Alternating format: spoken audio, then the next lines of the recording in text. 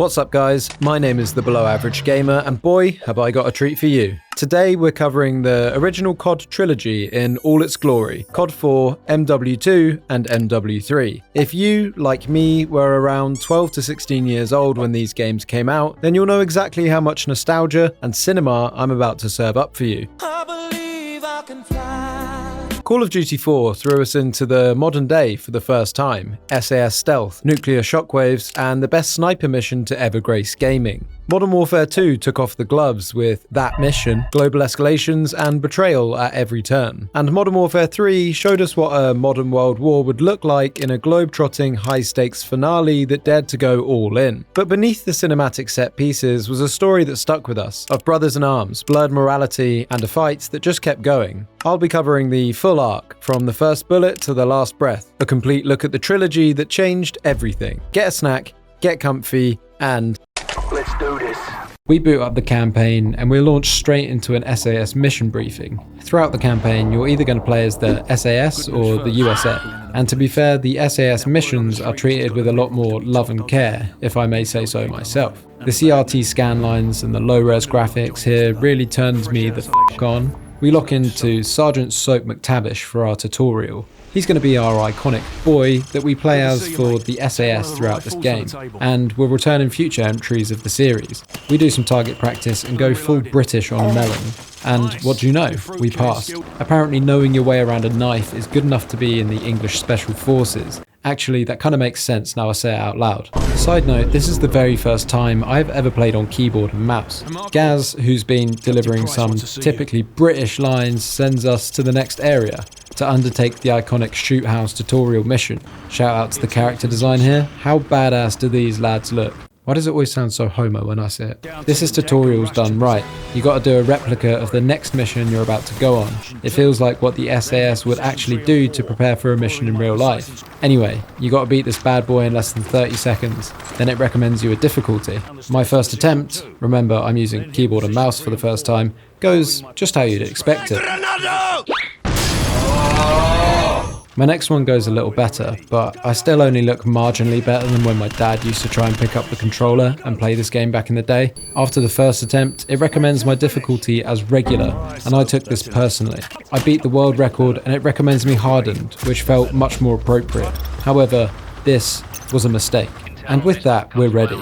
Our first mission is to intercept a ship on the Bering Strait. We're told from a Russian informant that there's a package on board and that the crew are expendable. Speaking of packages, I'm all riled up and I can't wait to show these Russians my Let's go baby, hoorah! The intro to this mission is so cool. You're coming in under the cover of darkness. The sea is all horny and all the boys are geared up. And Captain Price is just smoking a stoogie in the rain. We drop in and absolutely melt faces. They weren't suspecting a damn thing. But you know who else wasn't suspecting a damn thing, Mora? This drunk guy, or these guys literally having sweet little Russian dreams. These guys will be waking up in hell. Hoorah! All the while, Captain Price and the team are barking purely tactical she over the radio. My ass is so immersed right now. What's next? Oh, you can get these collectibles as you go through the campaign, by the way. Oh, enemy intelligence getting my bum. I only managed to get like a third of them though, and absolutely no one gives a she about that, so we won't even be covering it any further. We head down the ship in formation, taking out the guards in super sneaky fashion. I get lost for a bit, God, so embarrassing. Then finally I find the boys and we're about to breach. Gaz whips out a shotty and says, I like to keep this for close encounters. Which, did you know, is an Alien reference. I like to keep this handy for close encounters. How cool is that? We're moving through the ship, stunting on these hoes. I picked up the AK as kind of like a handicap because I was finding it a bit too easy. Little did I know how hard it would get. Eventually, me and the boys find a bloody nuke, mate. I make sure it's safely secured by firing off a couple of warning shots at it, before pressing F on the action button when prompted to progress the story like a good boy. Shit! What the fuck was that? Someone adds Gaussian blur to my recording, but it eventually wears off. But then someone adds a 45-degree rotation to the game, which doesn't wear off, and to be honest, it was making this boat-sick nerd a little queasy. We make a break for it and have this epic bonding moment with Captain Price. Gotcha. We're all aboard. Go. Now that's what I call music. But COD doesn't stop there. The next mission is more of a movie. Not the movie that Last Night Out with the Boys was, but more Christopher Nolan, more Black Hawk Down. We enter the scene in first person, getting dragged through a courtyard in the Middle East and thrown into the back of a car with this looker and what I'm going to say is a terrorist. The credits are rolling throughout and we see the ongoings of a military coup. Armed men are parading the streets, knocking doors in, jumping out the back of tanks. People are being rounded up, arrested and executed against walls. In the car we see a nostalgic Nokia-like phone on the dashboard and some region-appropriate rug hanging off the back of the driver's side seat. The inside of the car perfectly captures an old banger taxi you'd get into if you holidayed somewhere in the Middle East in the 2000s. A bullet is hung over the mirror and there's actually a gun above the passenger seat sun flappy thing, which you're also probably going to find if you get into a taxi in the Middle East. The setting is so gritty and real. It looks like every news broadcast you'd find from the 2000s when America invaded Iraq.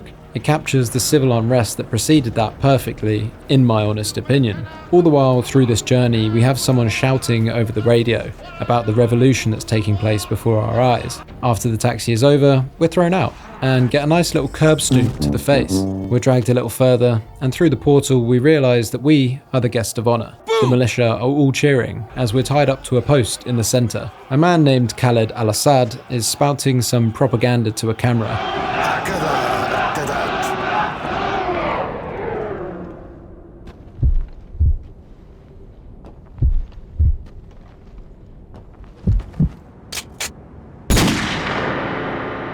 What a flipping awesome scene, man. That is absolute cinema. The next scene shows that we were viewing all of that from the perspective of President Yasser al-Fulani. This makes it even more cool. We were the one being overthrown here. How sick is that? Captain Price says, well, not much we can do about that then, and focuses us back to the Couscous Mountains in Russia, where we need to get the informant who gave us the info for the cargo ship mission out of hot water. We join Soap and the geezers just chilling in a riverbed like a bunch of tadpoles, and this is where we first get introduced to the M4A1 SOP mod. I always remember as a kid thinking the SOP mod was a modded gun just for Soap, but I think it's actually a special ops mod used in real life, which is a nifty detail and contributes to how realistic the team at Infinity Ward wanted to make the game. It's clear what they wanted to get out of this IP. Anyway, we progress through the riverbed while some frogs say, Captain Price gives the mark and we delete these two dudes, the sound of which brings me immense pleasure. I take a little break to watch some TikTok.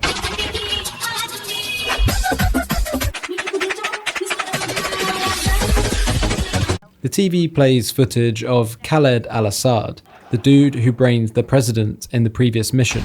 The news reporter covers that exact story actually, and provides us some nice little bits of contextual lore about the fact that the US are planning to invade the Middle East as a result. It's great world building. We press on and I pull out my other gun that looks like it's been covered in damp spinach. I place a cheeky little trap for these dudes, then decide just to ping them instead. I do the same with the next one and the next. Bro, he's one shot, trust me, he's one shot! So yeah, remember earlier I said I was playing on hardened? Yeah, hardened basically means you get hit scanned by enemies running around corners, hip firing. I did not know this when selecting the difficulty. Another beautiful thing about hardened is that when you shoot enemies, it looks like they have a little tummy ache or maybe period pains. When an enemy shoots you, it looks like you've just been rear-ended by a Ford F-150. Nonetheless, at this stage, I was pretty up for the challenge. I am, after all, an Elden Lord. Guys, you smell that? I smell my fingers after I eat cheese. We link up with Sergeant Vodka and cigarettes for a little Joint talk. We're going on a nice walk to find the ultra-nationalist camp, where we get some insane sniper gameplay. 6 shots. 0 kills. Gaz has had enough of that, so we put on our adult pants and move on to finding the informant. We have an absolute blast shooting up these dudes, the music kicks in hard, and I'm feeling like a proper action hero. Oh, that's friendly fire, sorry. Then we get our first night vision section. I really like these mini set pieces, and I feel like they contributed to what made COD so good. Surprise! Ow, he just shot me in the mouth. We rescue Nikolai and hop in the whip to complete the mission. The Americans already attacked al-Assad. No, their invasion begins in a few hours. Why? The Americans are making take Al-Assad alive. And with that, we have our first mission with Paul Jackson, the most American name to ever exist. Hoorah. Charlie Don't Surf is a much different tone to the SAS missions. It's basically just hoorah and she, but if you allow me, I'd like to make you nostalgic with the soundtrack.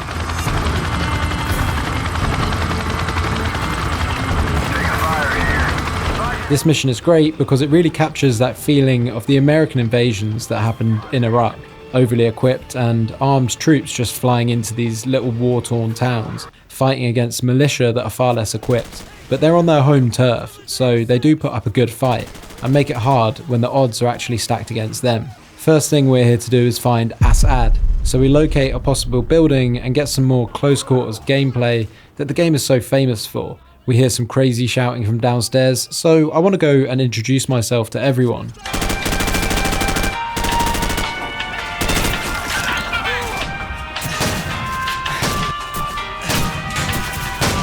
Hoorah! I swear we're the good guys. Al-Assad isn't here, so we move on, but honestly, this is where the gameplay gets pretty hard. You've got to be pretty patient in these sections when the game just throws hordes of enemies at you. There's no just running into the danger on hardened, you'll just get tomato screened to death. But then again, if you camp, you'll get not one, but most of the time 2 grenades thrown onto your lap.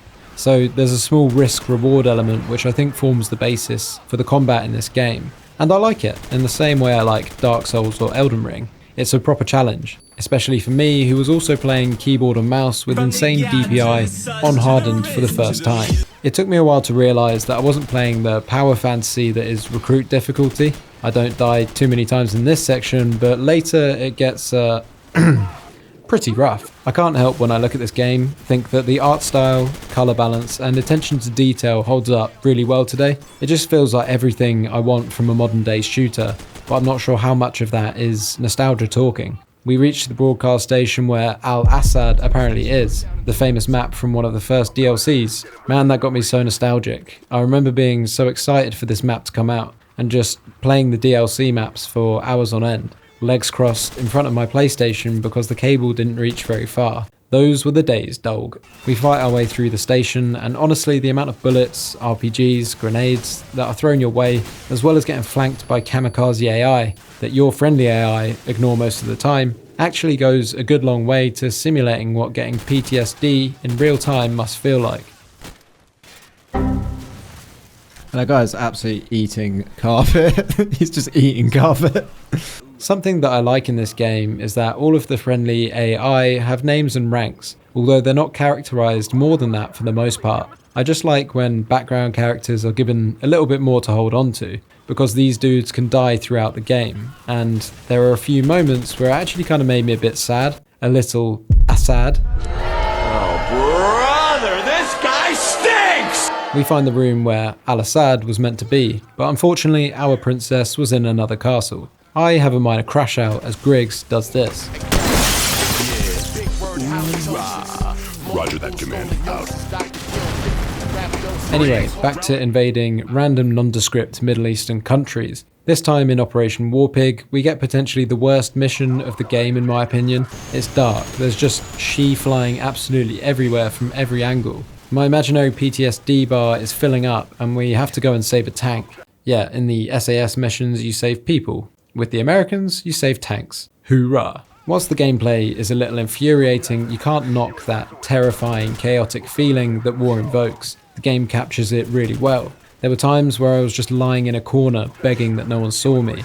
I was getting peppered. Honestly, I had no idea how and where I was getting shot from 90% of the time here. I think it's always confused me because you see the friendly AI just chilling in one location, so I'd go and stand next to them, then immediately get touched by 1 million bullets. She had me firing at my own dudes as they came around the corners because I was so jumpy. Honestly, it's like they weren't even fighting each other, they were just focused on killing me. Where? You're pretty bad. And you know what else really pissed me off? How often you get stuck behind the AI blocking a doorway. Alright, get the f*** out of the way. Jesus Christ. Or stuck on the geometry for the millionth time. This part of the game really didn't hold up well. Anyway, we get to blow some stuff up with the javelin and move into the bog. Holy, I'm returning right back around. where the fat American pig tank is just chilling. GOG was a super famous multiplayer map, as were all of them in hindsight, so I managed to navigate this pretty well. Oh, there's always one around the corner. Oh, there's another one. We have to order in air support on these turrets, which is pretty easy. Ow, ow, ow, ow, ow! Hoorah, baby! Look at that. It's just such overkill. Some guys in a building with some AKs, and look at that. Just two of them, just eye to eye level with them.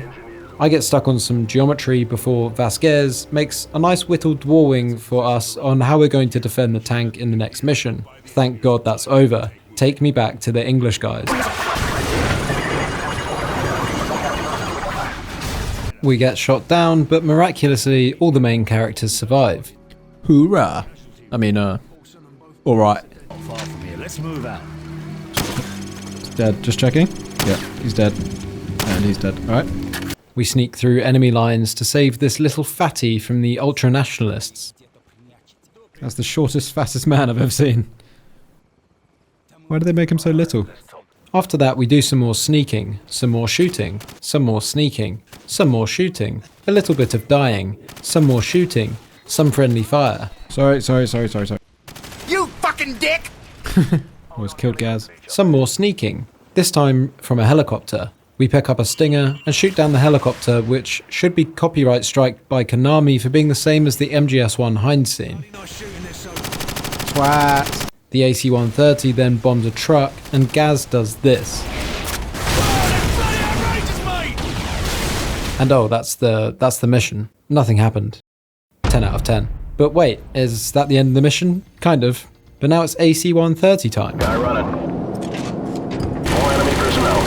Yeah, good kill. I see lots And oh, that's the mission. Yawn. I guess it's pretty cool, but by today's standards, it doesn't really hold up. It's got some satisfying boom boom, and the presentation is great, with the audio work doing most of the storytelling.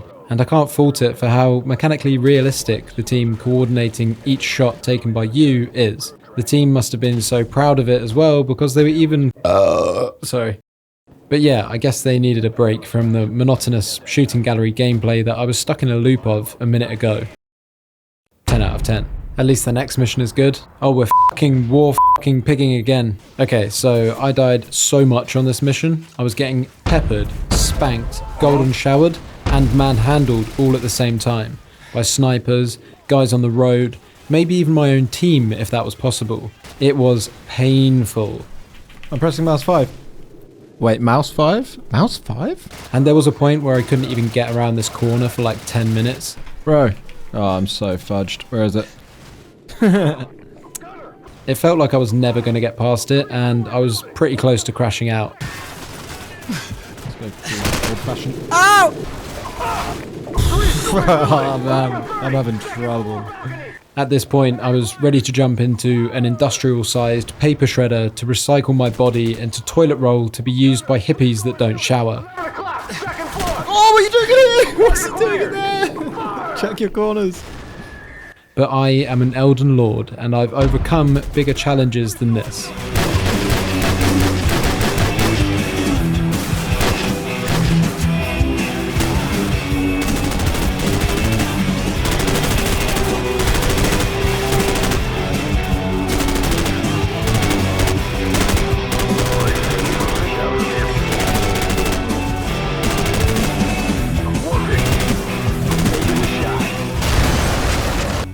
And that's another mission, apparently.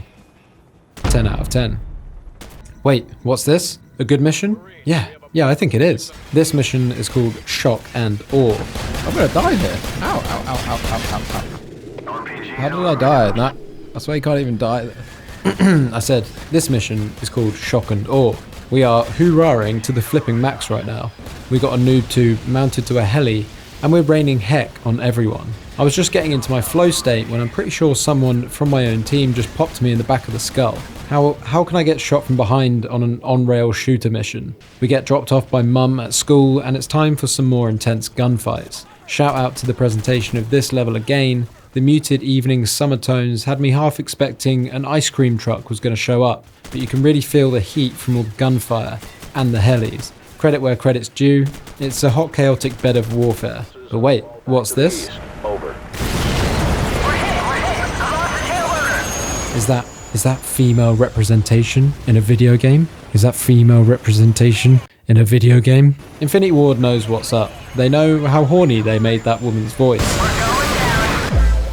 So that's why in the next section, when her chopper gets rudely shot down by their infidels, we'll stop at nothing to save her, especially when they hit us with this soundtrack.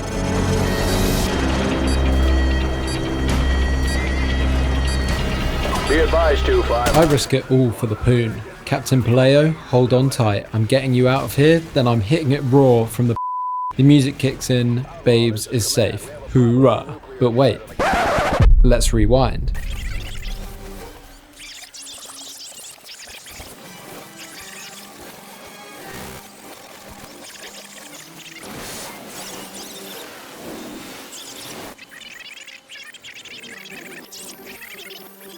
Amidst the chaos, the radio chatter subtly escalates the tension in the background, and it's impressively done because sometimes you won't even realise it's happening. You barely even notice it because you're immersed so much in the action, in saving your princess. But they've been telling you exactly what's about to happen, and yet your team still chooses to drop in and save the day, despite being warned that they're in the blast radius if the worst happens. But I guess when a nuclear threat is called in, no one actually believes it will be detonated. And why are we so sure? Because Al-Assad's forces are fighting on their own soil. Then the next scene unfolds, one of the most iconic in gaming history.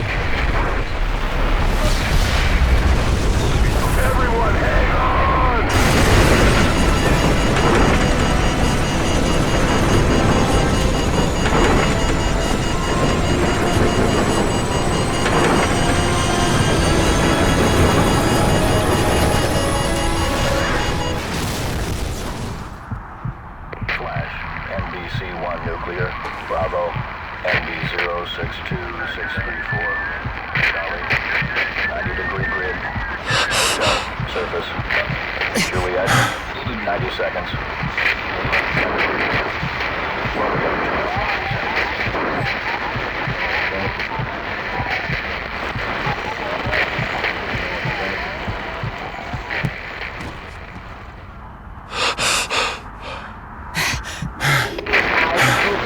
Detected.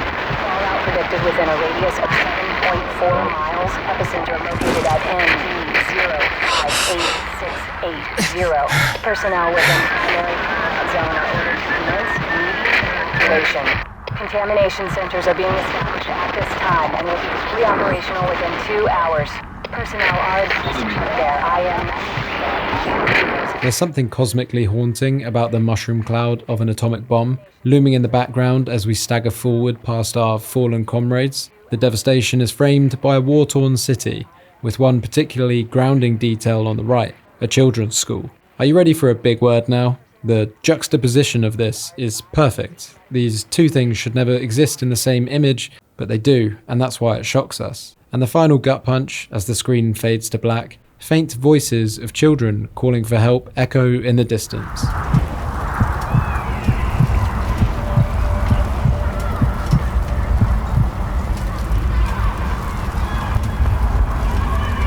The next briefing scene delivers the news. Paul Jackson, KIA. No over-the-top drama, no monologues mourning a generic soldier's death, just cold, brutal reality. And that's what games of this era did so well. They had confidence in their storytelling. They don't need to overplay the moment, because in war, this happens all the time. 2 out of 10. Okay, the next mission is awful. I mean, it's not awful, but we find the boys in the same situation that they were in the last mission, fighting the same people in the same place, in the same way, only harder. You've got to fight your way up this hill at night, searching houses for Al-Assad, who apparently didn't die when the nuke went off. Apparently, he scurried away to Avocado Bacon. I found this very hard, and I was killed by Scooby-Doo at least 12 times. Scooby was a slippery mother. I saw him attack my boy, and I actually tried to nail him, but he dodge-rolled every bullet, and I got permabanned for friendly fire. I also got the chance to test out the M1014 or M1014 or M1014 shotgun, which apparently just rapid-fires farts at the end of it. You want to know how many times I reloaded at this one checkpoint? 300 still shit ball 80. Oh! This is not good. 80. Brev! 89. Oh, God, 8. this sucks. 80, 80. What? 80. 300, 90, 80. Who's got my back, right? I was back in that limbo that I found myself earlier in the War Pig mission. No end in sight, somewhere in the middle of the mission, a lost soul in a shooting gallery. Spawn die. Spawn die, spawn die, spawn die, spawn die, spawn die, spawn die! I mean, just check out this clip. The AI on both sides is absolutely lost. It looks like they're just pretending to fight until I come into the room and suddenly it's like, oh, I better look busy, better start shooting this gun directly at me and killing me very quickly. I force my way through to the next checkpoint. Building is clear. Move on to the next one. And after that, I implement an accidental speedrun tactic by running straight to the last house on the top of the hill. And this house happened to be the one housing our princess. And to reward us for getting our pants pulled down and our ass cheeks slapped around repetitively, we get this awesome set piece.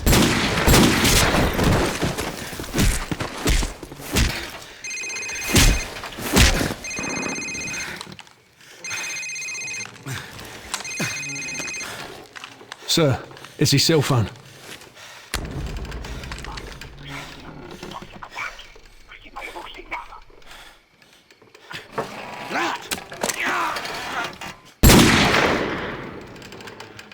I like this bit a lot because it characterizes Price as a proper naughty geezer, and then he just blows his flipping head off, as it's revealed that the one calling Al-Assad was Imran Zakhaev, and these two have history together. And quietly, the game sets us up for what I consider to be one of the top 5 missions in gaming history, all gillied up. Set 15 years in the past, this mission puts you in the shoes of a young Captain Price, on a covert operation to assassinate Imran Zakhaev. The timing is perfect, coming right after an intense firefight. It shifts gears completely. You're suddenly dropped into a slow, methodical stealth mission, fully suited in a ghillie suit, crawling through the grass and shadows with your mentor, Captain Macmillan. Just 2 men behind enemy lines, taking the world on with precision and silence. The setting is eerie and atmospheric, the tension palpable with every step. It's iconic. Many games have tried to replicate this formula since, but none have come close. All Gillied Up stands as a masterclass in mission design, pacing, and immersion. Just as I'm getting started, just as I'm immersing myself into becoming one with the gun, my wife calls me to talk about meat. Hi, so sausages. We've not got any fruity ones apart from pork and apples, and then there's like maple glazed or traditional British ones, Lincolnshire sausages, but none of like the spicy. What about the bottom left fridge? That's where I'm at. You're on that far left one? Yeah. Bottom left? Yeah. Middle There's left? like hot Italian pork sausage. Ooh, that sounds good. Hot Italian sausage Brazil. No, it doesn't look good. It doesn't Oh. look like a sausage. It's like red. Yeah, okay, fine. I mean, okay. I don't know whether we skip on the sausages because they're just like the traditional ones, not like any barbecue ones. It says like breakfast sausages. Oh, okay. Well, there's a Cumberland sausage that's got spices and herbs, but I don't think that's what you wanted either. Yeah, I was looking for like a red, spicy one. Yeah, no, they've not. They've got pork and apple. You don't like the apple, do you? I'm not really. It's not my favourite, but I don't mind if you want to get it. I'm not too fussed on the sausages. Should we just do burgers? Yeah, let's just do burgers. Also, shout out to Captain Macmillan, low-key one of my favourite boys. His chocolate Scottish accent is just delicious. I'm so glad that they left his character just in this one mission for this whole series and didn't try and revive him in future games. That would have been awful. Yeah, that would not be good. We're dropped into Pipple Snaff Migraine. We stick close to Macmillan, sneaking behind and through enemy lines, tactically picking our battles. What I love about this mission is the variety of ways you have to move through and approach situations. Sometimes you have to be slow, sometimes you have to move quick, sometimes you need to move low to the ground, and sometimes you need to move quickly in between spaces, and sometimes you need to stay completely still, and sometimes you need to slowly descend a ladder backwards. They ask you how you are, you just have to say that you're fine. When you're Throughout this dynamic level, you're talked through every step by the omniscient Captain Macmillan. It feels like he sees things coming before they're even there. It really gives us that feeling that you're working with a legendary soldier, one that's equal to the rank his character has been given in the game. One of my favourite moments that blew my mind at the tender age of 10 was when you're running through the field. Macmillan tells you to get down and stay still, as a group of Russians and a tank are coming your way. It's so well crafted. You can hear your own heartbeat alongside the ever-growing deep rumble of the vehicle getting closer. You can just about see through the grass that takes up most of the screen, multiple enemies coming towards you. The first time I played it, I was like, there is no chance they're not going to see me.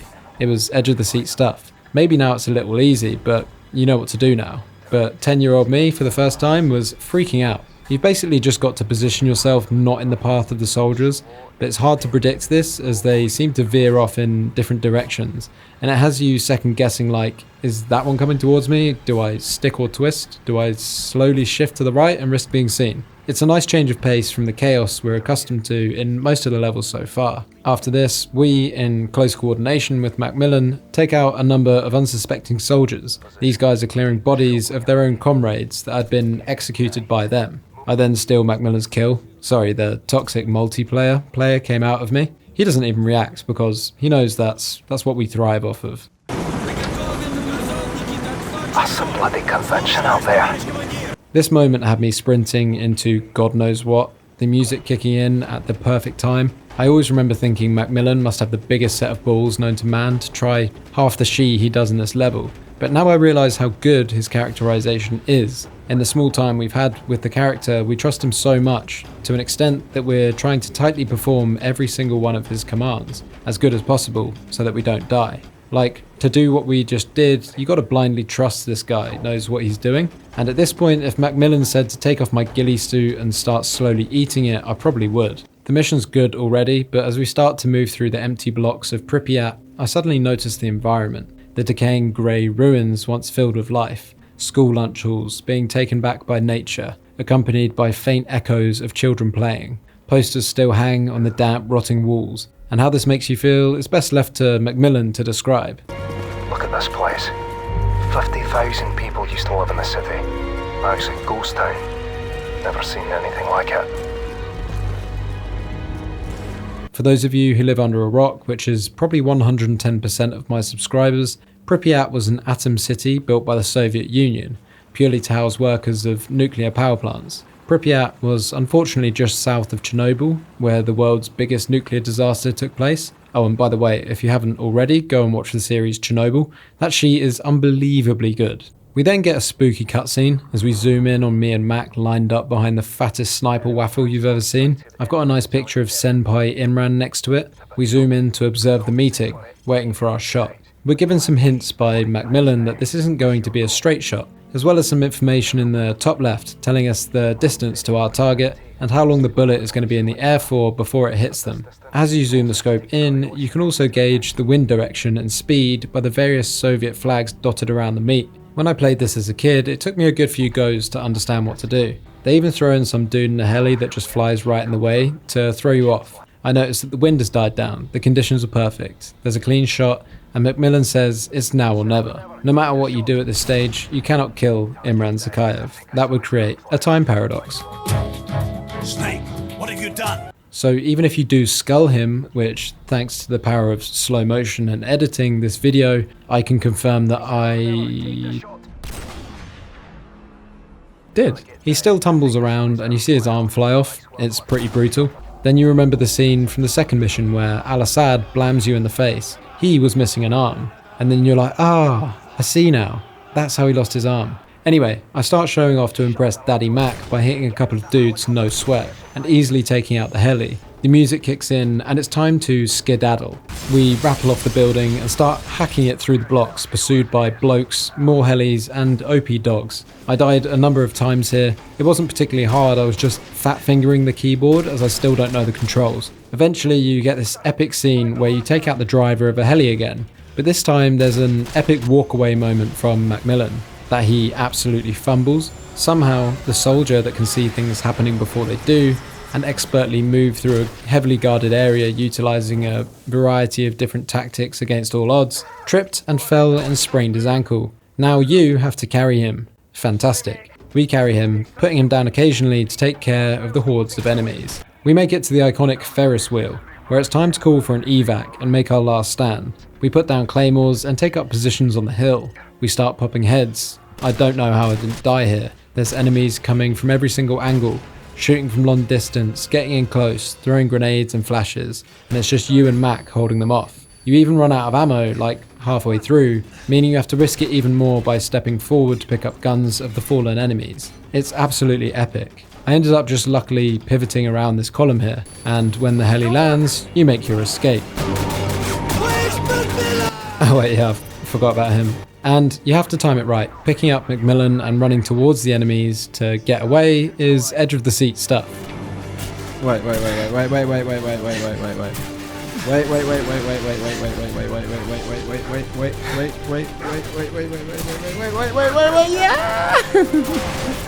So good. What an amazing way to finish an amazing mission. 11 out of 10. Are you ready for the next mission? News of Al-Assad's death has got out. Now every man and his dog's mum are after you and the boys. This mission is intense. You're on the defensive, just buying yourself time until the chopper arrives. But let Captain Price explain it. Right, we'll set charges along phase line Alpha on the southern hill. Kaboom. And more along phase line Bravo.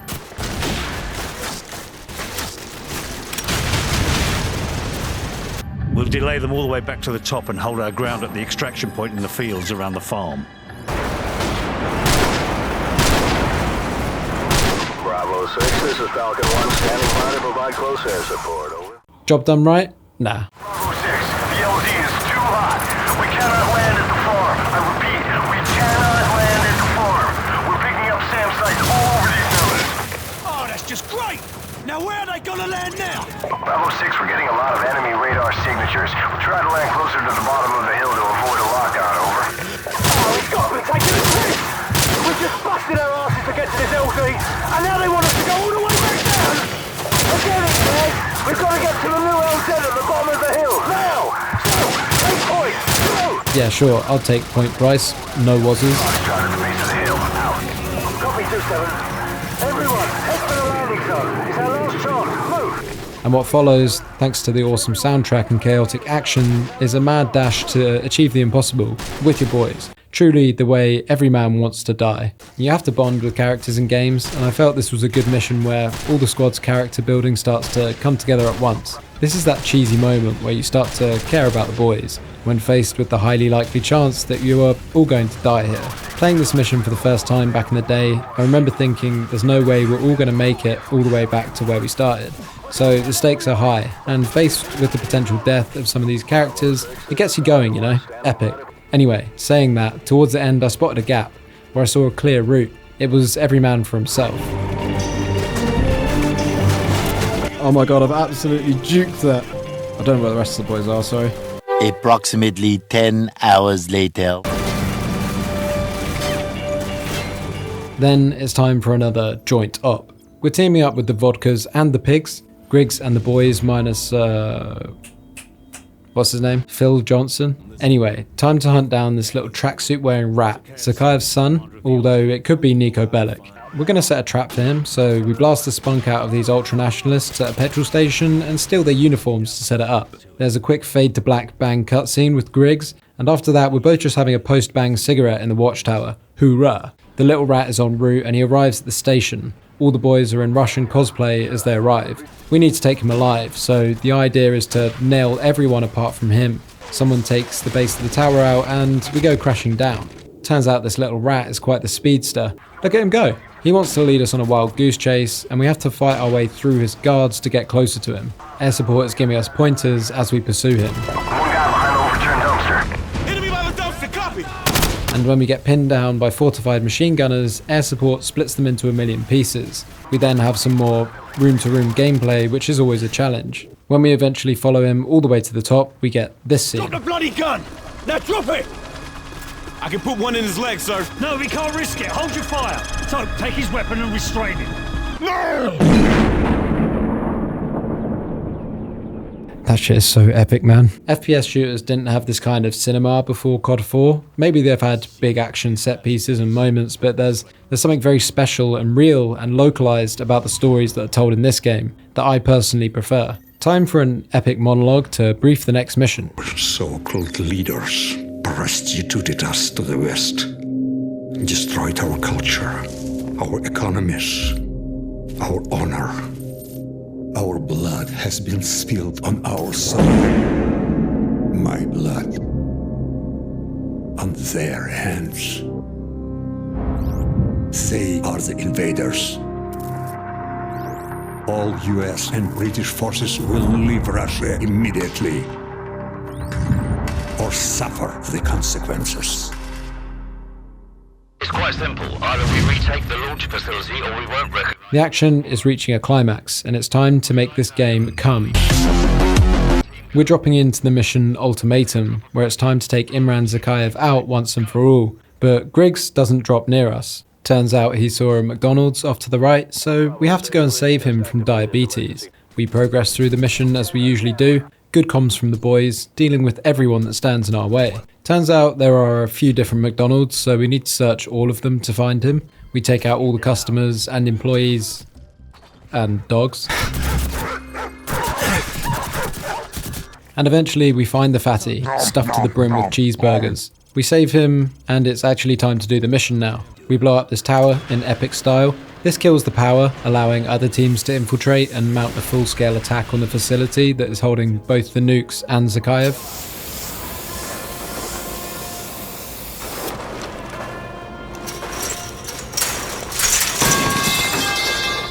What follows is typically intense building-to-building firefights with what felt like hundreds and hundreds of enemies. There are times in this mission where it feels like you've cleared the enemies out only for two to just spawn behind you. Couldn't tell if this was the game being dumb or me being bad. 2 nukes are launched and it looks like they're on their way to the east coast of America, with considerable casualties as a result. This little interlude really raises the stakes and is well placed in the mission. It puts us in the mindset that us and the boys are literally all that is standing in the way of nuclear destruction on a massive scale. Whilst we're on the ground, our team on the radio informs us that they're working on getting the abort codes from the Russians. Our mission is to head inside and get Zakayev, and enter the abort codes when they're given to us. We've got about 10 billion enemies between us and him, including a few tanks. I find this particularly hard. When we finally reach the entrance, us and the boys rappel directly down the nuke hole and into the facility. We once again get some copyrighted vent traversal gameplay before more pain. Mate. Where? We fight our way through absolute hordes of enemies in the facility. I actually get completely lost for some time with no enemies in what appears to be the back rooms. I eventually find my way out of the back rooms and further down into the facility to melt some more faces. The timer starts. More Lukes are about to be launched. If this game wasn't hard enough, they add a timer to really start to play on my Type A personality. Now it's hard, and there's time pressure. We reach the doors. Open the outer door to launch control. Roger, we're on it. Approximately 10 hours later.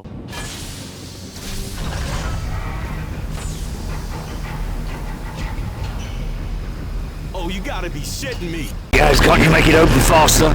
I enter the codes with 1 minute 30 left to spare. Easy peasy. Only one thing left to do now. Kill Imran Zakayev. Now it's time to fight our way back out of the facility.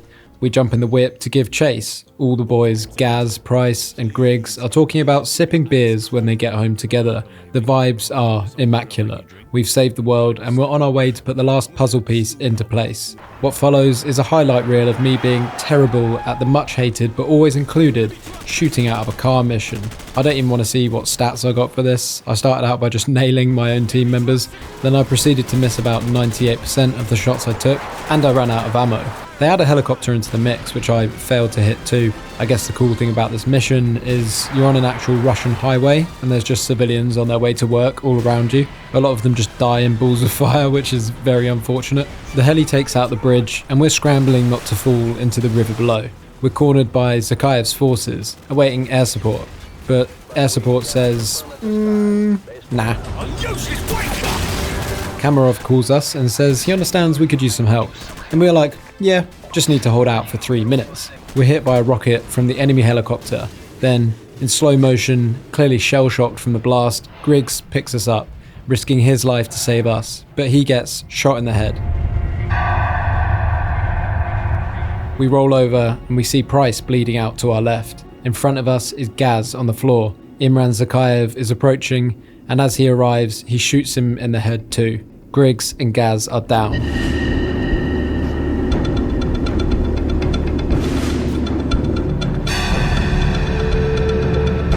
We look back at Price, and he slides us a gun. We take out Zakhaev and his men. Then I double tap Zakhaev in the balls and the sphincter because honestly, I forgot that Griggs and Gaz had died in this game and I was really pissed off. Fuck you, bitch! And what a brutal way to see them go. The game definitely achieves what it set out to do, which is to make us care about the characters and our team, so when we lose them, it hits hard. Kamarov's men arrive, they pick us up, and we watch as they try to resuscitate Price, but he looks unresponsive. These heroes are just another casualty of war. No one will ever know their names. A radio announcer speaks over the scene, offering a sanitized summary. The Russian government released a statement today confirming a series of nuclear missile tests in central Russia. Although world leaders were quick to denounce the action, Russian officials maintain that the missile tests fell well within established UN protocols. No comment was received from the ultra-nationalist party, where rumors of a possible leadership struggle have just begun to surface. In other news, the search for a ship lost in the Bering Strait due to a major storm has been called off. A glimpse into the media's cover-up. These guys won't be remembered. By tomorrow, it will all be swept under the rug. Now, if you don't mind me getting a little deep here, this kind of thing happens in real war every day. Men and women put their lives on the line for the countries that often see them as nothing more than numbers or cannon fodder. Call of Duty 4 succeeds in telling their story, in humanizing them. It gives each soldier a name, a rank, or even just a sprinkle of humour between the boys from time to time. Small moments like that make them feel real. From numbers to names, from cannon fodder to characters. Good stuff, COD. Very well done. I am emotional and I liked that a lot. 10 out of 10. And the credits roll. Playing this game in 2025 was actually really fun. Whilst it's dated in so many ways, those negatives are definitely outweighed by the positives. Everything from the settings, the characters, the guns. You can tell a lot of love was poured into it. Something that we would see diminishing returns of in the games to follow. Not immediately, as the next two games were absolutely top tier as well, but further into the future. Call of Duty 4 revolutionised a genre, and it's crazy to think how much of my life and how much fun I had in my younger years was spent with these games. The multiplayer was a massive part of that, but no matter what, whenever I got a COD game, the first thing I did was strap in for the single player thrill ride, because they used to be so good. Call of Duty 4 didn't just change a franchise, it changed the industry. A modern setting, a grounded, brutal story, and an ending that left the world hanging. We had to wait a couple of years before we saw another entry into the Modern Warfare saga. During that wait, many people, including me, were curious to see if they could match or exceed what COD 4 had achieved. Infinity Ward's answer? Go bigger, go darker, and go off the rails. But is it a worthy sequel to one of the most important shooters ever made? Or are there signs of the franchise beginning to lose control of its narratives? Let's find out. The game opens with a briefing scene that we're all used to now, but a new character is talking. General Shepard. Hold your horses, we'll get there.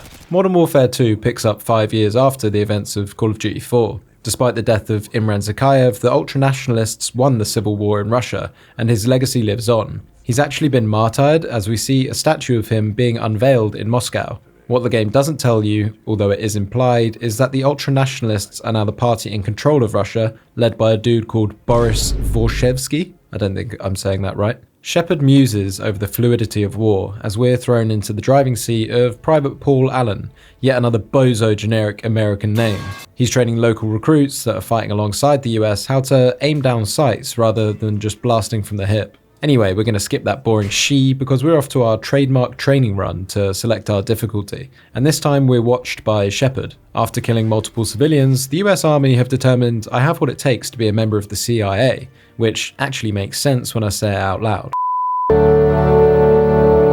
But before we're off to the CIA, we have our first mission. Shepard is once again musing on how America have the biggest, baddest military in the world, and that their nuts are the heaviest out of everybody's. This mission is called Team Player, and it's back in my personal favourite setting for a COD mission, the Middle East. I don't know why, but I said it in the last video too. COD feels at its best, for me anyway, when you're a basic dude doing the army's work in realistic war settings, in locations that match up with real-world history and context. This isn't to say the other missions are bad, not at all, far from it. All gillied up, and the SAS missions are absolutely top tier. I just personally enjoy this setting more, and this kind of setup for the missions. In team player, we join the ranks, pushing back the Op-4 from a bridge that we need to repair to progress. There's a lot of noob tubing which sets the tone for the multiplayer landscape to follow. Then the bridge machine gets in place and does bridge machine things. Okay, job done. The guns are sounding good. The music is wicked and the game looks amazing. It's a great start.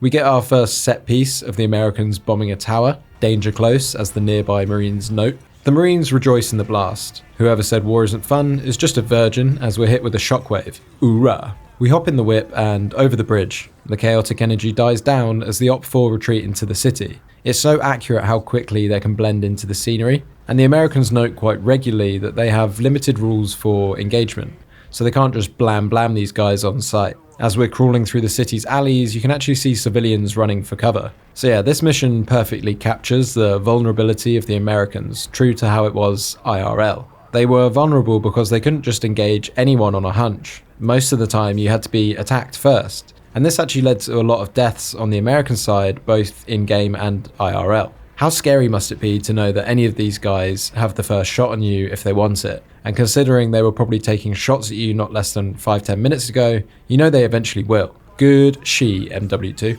Anyway, random shots start flying by as we see multiple enemies traversing the rooftops. We are now free to engage. We have to move. It was an ambush. We're getting nailed from every direction, high and low. Almost inevitably, our Humvee gets hit, and we have to continue on foot. We enter into a building and start clearing out the guys who ambushed us. Then we make it over to the school where the ambush started to take that back. Sergeant Foley is pushing us to keep moving as we move through the rooms, clearing out the gunners firing on our boys. A nice addition to this game is the fact that your team give you pointers on where enemies could be. We secure the school. Now we just need to make it to the rally point to extract. I pick up an enemy AK as a souvenir to take back to base. But we don't get to go back to base. Shepard's here and he's saying we're going with him. It's CIA time, baby, and we're off to a top secret undercover mission. The next mission briefing, we find out that Alan has been given a load of nuts tats to look like one of the Russian bad guys. We're told someone called Makarov is the bad guy we'll be going after. Alan is invited by Shepard to join his task force, 141. And he's like, yeah, nice one, dude. When do I meet the boys? Shepard's all like, you don't. At this point, we get introduced to our new SAS main character, at least for the majority of the game, Gary Roach Sanderson. Our mission with Roachman is to gather intel on this Makarov bloke. So we're just chilling on Hoth or something with Captain McTavish. Wait, McTavish? Soap? Is that you? Okay, I'm so in. Take my money, Infinity Ward. Jokes aside, this moment was epic for me growing up. Getting to put a face and a voice to Soap was satisfying, as he was fully acoustic like Gordon Freeman in COD 4. And we didn't hear a peep from him the entire game, apart from when he caught a bullet or two. The voice acting for Soap is brilliant, as it is across the board for all of the characters. I didn't mention it earlier, but Shepard's VA is particularly good too. This mission is appropriately called Cliffhanger. And before you ask, yes, I let the intrusive thoughts win.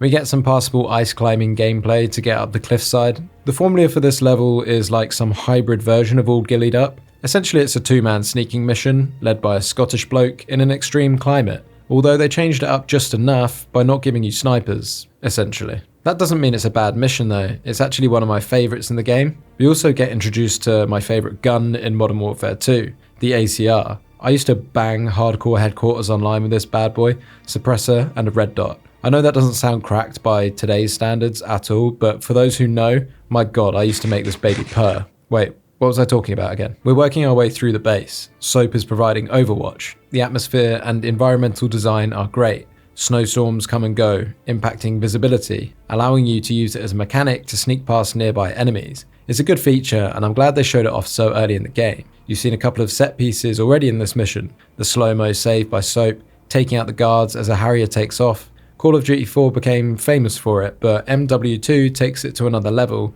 as you will see. We plant charges at the fueling station, which is Objective 1 complete. We then go to meet Soap at the hangar to gather evidence on this Makarov bloke. Soap sneaks up on a guard and bum rushes him, killing him instantly. I head upstairs to get the ACS module containing the data on Makarov. Roach, I'm being compromised. Silly Soap has been found. He's heavily outnumbered and frankly up shit's creek without a paddle. This soldier gives him 5 seconds to pull his pants down. Remember what I said about set pieces? This campaign is packed full of cinematic moments like this, and I literally lap them up like a dog with water. They're very good, and when used properly, as they are mostly in this game, elevate the experience compared to COD 4. Great work again, MW2. After this, it's weapons free, and we have to dash across the runway to escape.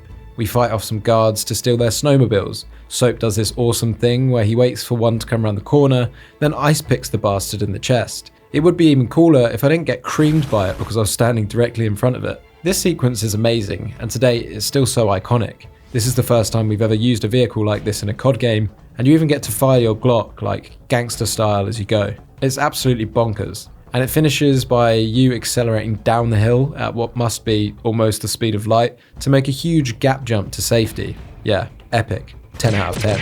Back to Alan at the CIA. Listen to this. This man Makarov is fighting his own war and he has no rules, no boundaries. He doesn't flinch at torture, human trafficking or genocide. He's not loyal to a flag or a country or any set of ideals. He trades blood for money. He's your new best friend. You don't want to know what it's cost already to put you next to him.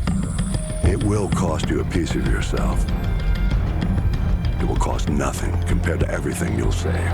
I love this monologue. Not only does it characterize Makarov as one of the worst types of human beings imaginable, it also adds some philosophical commentary on the state of modern war and conflict. It's an attempt again to elevate the story of COD 4, which was a bit more basic and not so adventurous. Not necessarily worse though, just a bit more basic. The important part of this briefing though is that we're going undercover as Alexei Borodin, right next to Makarov himself, and it's implied that it was a costly thing to do, to put you that close to him. This implies that the good guys maybe had to do some bad things for the greater good, of course. Shepard also notes that what's about to follow will cost you a piece of yourself, but that will be nothing to what you'll save. We'll come back to Shepard's philosophy more later, because now it's time for some disturbing content. Okay guys, seeing as this video is 100% going to get demonetized, and I never do this, but if you're enjoying the video, please drop a like, a comment, or even subscribe. It would help me out massively to lengths that you wouldn't understand. Just by some click-clacks on the keyboard, you can go to bed peacefully knowing you made this little bag's day. I would really appreciate it. If you want to drop me a couple of dollars on my Patreon, the link is in the description, but honestly, I'd prefer a like or comment over that. Anyway, back to the crimes against humanity. Ba-ba-bam. What follows is the infamous, iconic No Russian mission. The mission that blew ballsacks sky high when it first dropped. This mission drops you right in the middle of a mass shooting at a Russian airport. Not to stop it, but to take part in it. It opens slowly, you're in a lift, with a particularly bonkers looking Makarov and some mean looking Russian blokes. Makarov says, "Remember, no Russian." Then we slowly and calmly walk into the airport. Civilians stand queuing up for security. It goes quiet, they slowly turn around, and just as slowly start to realise what's about to happen. But by this point, it's too late. We open fire, mowing down everyone in sight. MW2 captures this in incredible detail, and the details are what makes it so real and unsettling. You can see some people react, and others not reacting or reacting more slowly. It perfectly captures the fight or flight mechanism kicking in different ways for different people. Some huddle, others in a confused attempt at finding safety. You see a woman tripping over the dead bodies as she fails to escape the onslaught. Some put their hands up and wait, thinking that mercy will be shown. It isn't. Blood trails stretch across the floor as injured civilians use their last ounce of being to try to survive. Security guards give their lives to stop the horror, but in vain. The civilians that do get away only do so temporarily as one of Makarov's men leans over the balcony, spraying bullets at the masses that have gathered at the lower mezzanine. This is insane, and something like this has never been done before. MW2 was certainly on the map and it wanted to be heard, so it had gone darker than they ever had before. There is one moment that totally breaks my immersion. Two guards come up in this elevator, but Makarov sees them coming and chucks a grenade in as the doors open. The dude gets launched through the window, ragdoll style, and just lands on this partition.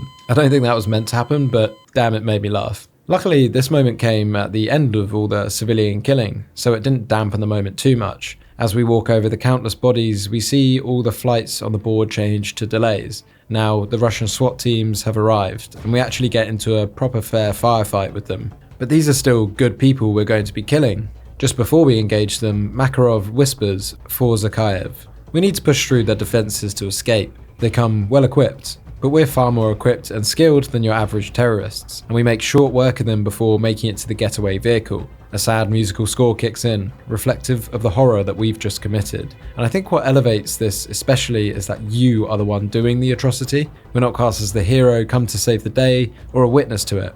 We're in the driver's seat. It's brave stuff. Before we leave, Makarov gets in the back and Makarov knew the whole time. And by leaving an American body at the scene, it incriminates the Americans as responsible for the whole thing. It's greatly crafted, and the first line Makarov says at the beginning of the mission, "No Russian," finally makes sense. He knew all along. This obviously escalates tension between Russia and America, as noted by Soap in the briefing for the next mission. And before it reaches boiling point, Task Force 141 need to act quickly to avoid all-out war. However, the only proof that they have died with Alan, so they need to trace the bullets found at the scene back to Makarov somehow. And that leads us to Rio de Janeiro, baby! What a fucking awesome setting. These missions are honestly just going from strength to strength at this point. This she is knocking my socks off, and I'm loving it. The mission opens with us trying to find a guy called Rojas, but as we arrive at a hotel, this random dude just starts blasting, and actually kills Roach. Game over. Bye guys. But no, if I hit the crouch button, you can actually duck out the way Matrix style, and link up with Soap to pursue the dude. As we round the corner, apparently something nuts happened because there's like 8 blown up cars and the civilians are just going crazy. This is never really explained, so yeah, we'll just move on. Anyway, we're running after him through the alleyways. We round a corner and see him, jogging incredibly lightly for a man being pursued by SAS operatives with guns. We shoot him in the fucking femur. God, that's gotta hurt. Ghost and McTavish set him up for interrogation. Looks like it's going to be a nasty one as Ghost is prepping some jump leads. However, once again this guy looks completely unfazed. So me and this dude called Royce are left to check out the favelas for signs of Rojas.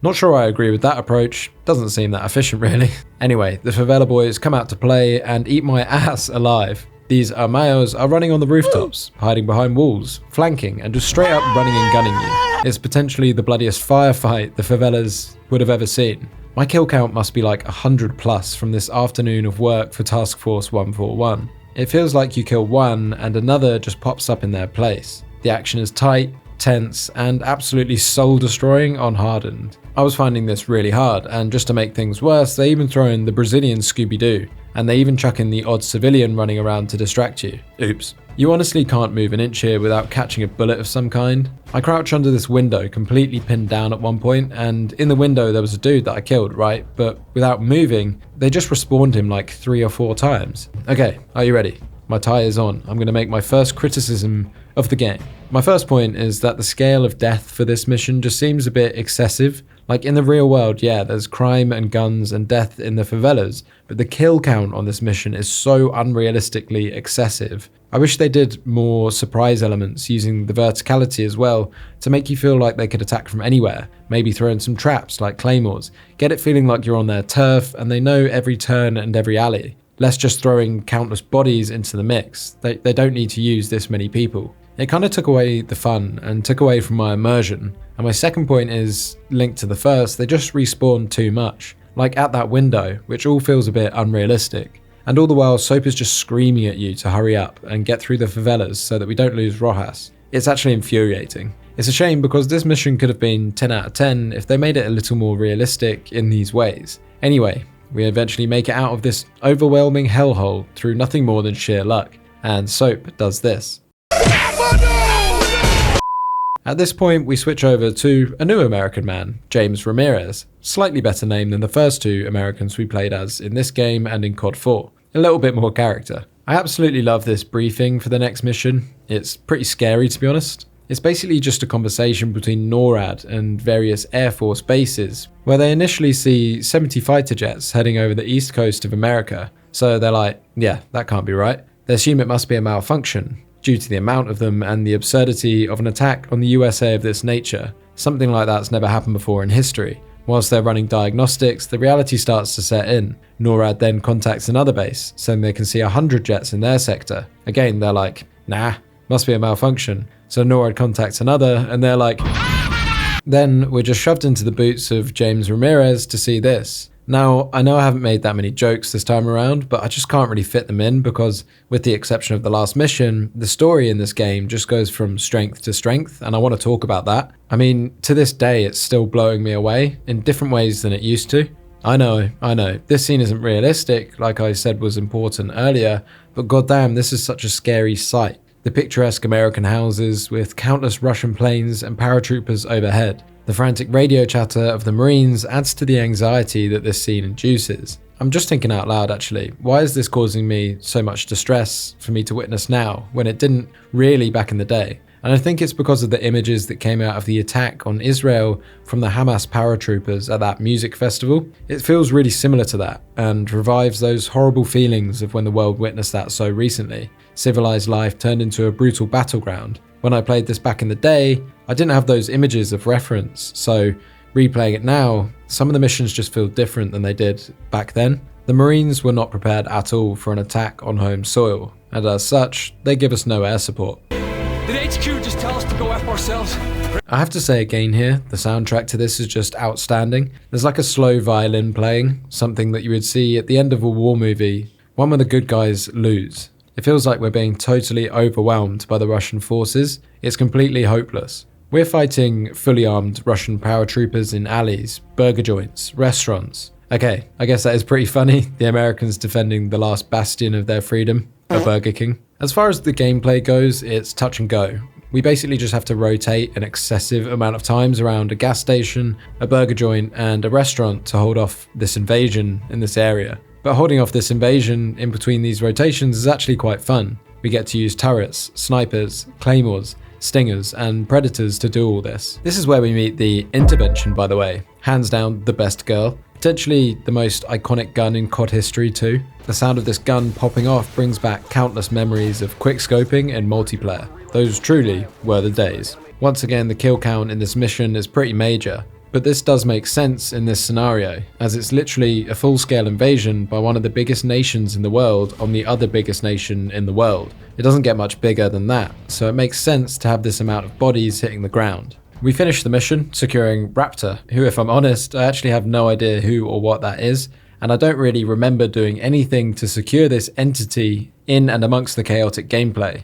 But it's not important. Mission successful, 10 out of 10. Because of this chaos, Ghost and McTavish are having trouble extracting from the favelas. Luckily, our old friend Nikolai from COD 4 is free to do the school run for us. So we get to go back to our favourite place for the next mission. We get a little fishhook of intel on where we're going on the next mission. Apparently, Makarov's worst enemy is locked up in a gulag somewhere. Someone that he hates more than Americans. And this is according to that Rojas guy that we definitely put in a wheelchair in the last mission in the favelas. So Soap wants this prisoner's ass in his hands to use as bait to catch Makarov. Anyway, we're back in Roach's pants for this mission. And yeah, it's basically just more unrealistic favela warfare. You've got to run to the extract point and there's 1.3 billion dudes that are standing in your way that you've got to kill. A lot of these guys are holding Dragunovs and AKs, which have really high damage, so when you get hit with one of these, you're basically seeing the light at the end of the tunnel imminently. The best part of this mission is its ending, once again a very cinematic set piece.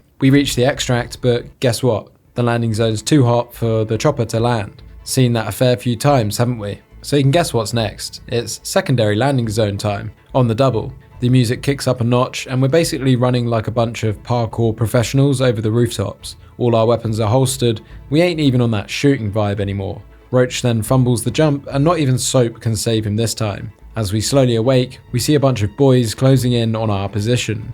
Now it's time for yet another mad dash through houses, alleys, and over the rooftops, all whilst bullets are flying around us. The heli's there, and I forgot to bloody jump, didn't I?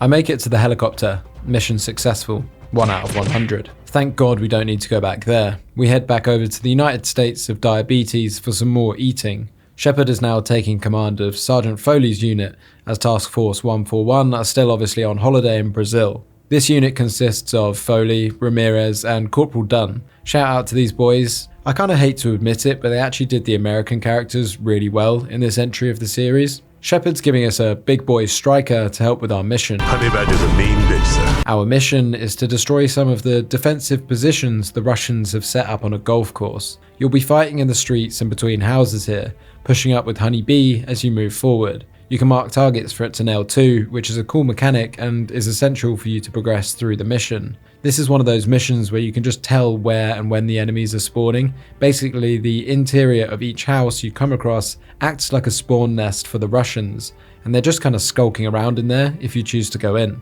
This is a problem with the gameplay of MW2 for sure. It's far too obvious, the spawning and respawning of enemies and where it's happening. I don't think this was even this bad in COD 4. However, we do get some satisfying, if not basic gameplay in this level. What makes it epic, again, is the fighting you'll be doing in familiar Western locations, and for something so unprecedented, they do a good job in making it feel realistic, for the most part. Playing on Hardened adds to how horrible this all feels. This is an invasion that the Americans are just about holding through, just about surviving, and you can really feel that. It feels like every mile you gain is a massive victory. I was actually really invested in these missions this time around, even if it does feel like every car you go past decides to just explode. After destroying the Russian defensive positions, Shepard gives us a bonus objective. We need to extract a high-value individual from a panic room in a house just across the street.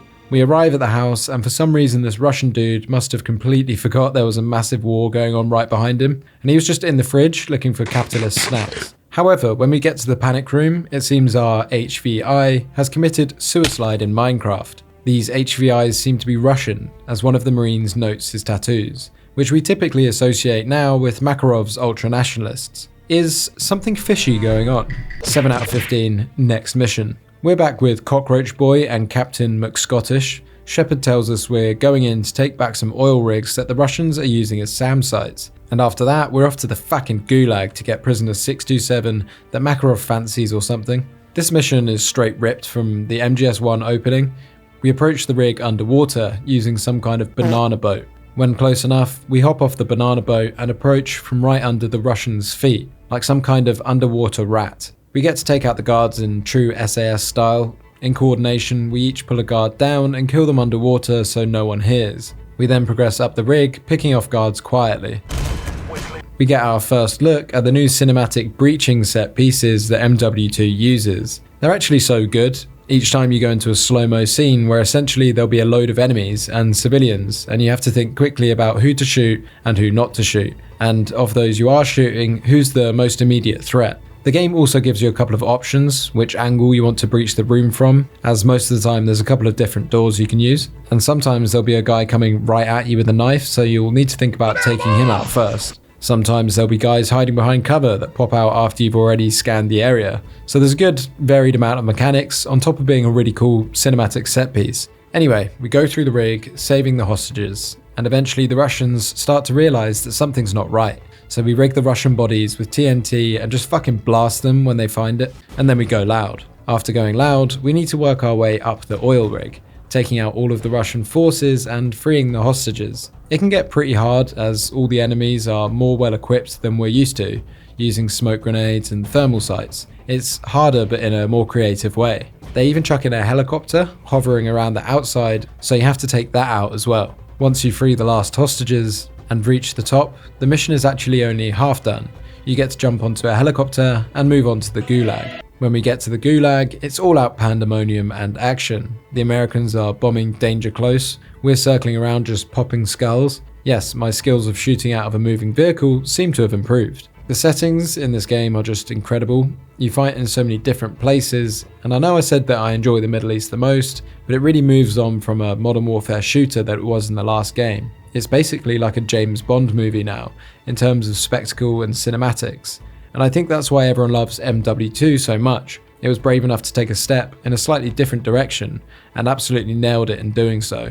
So much so that the iconic locations from this game would tend to come back in multiplayer games later in the series, especially the remakes. We're fighting our way down the gulag now to the bottom, and we have some good gameplay clearing the cells as Ghost is opening the doors. We even have a moment where we essentially get locked in an armory right in the middle of the atrium and just have to put up a riot shield and hold out against the onslaught of bullets. We then rappel down to the bottom floor, and the power's out down here, so it's night vision time.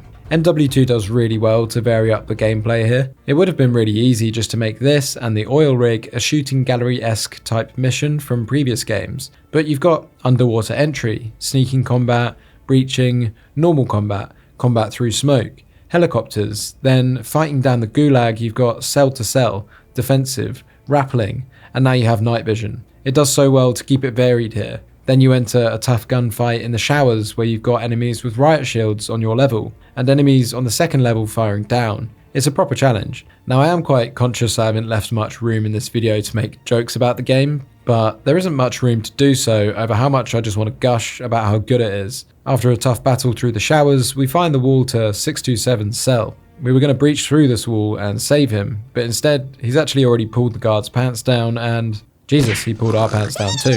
You wake up to see the nuzzle of a gun in your face, and we get this epic scene. Stop it! So, face? This belongs to you, sir. Who's so? Price is back, baby. OG Price, not this new nonce. Now there's no tears or kissing on the lips between him and Soap. He just gives him the gun that he threw back to him at the end of COD 4. Yeah, epic. No time to even dwell in the moment. The walls start exploding as the gulag is coming down. What follows is a mad rush to escape with the boys. The gulag is being bombarded just a little bit too early by Shepard and his forces. Shepard's not afraid of a little danger close, is he? I wonder why. We get slapped in the face by a concrete slab and Price kindly removes it. Then we get this epic extraction with the boys.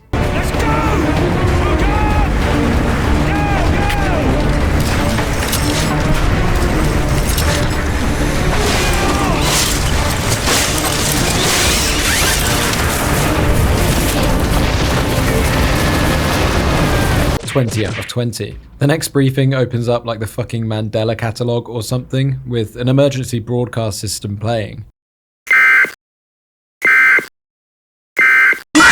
Nah, but for real, this is a creepy exchange in way of the usual briefing. America doesn't look like it's winning this one.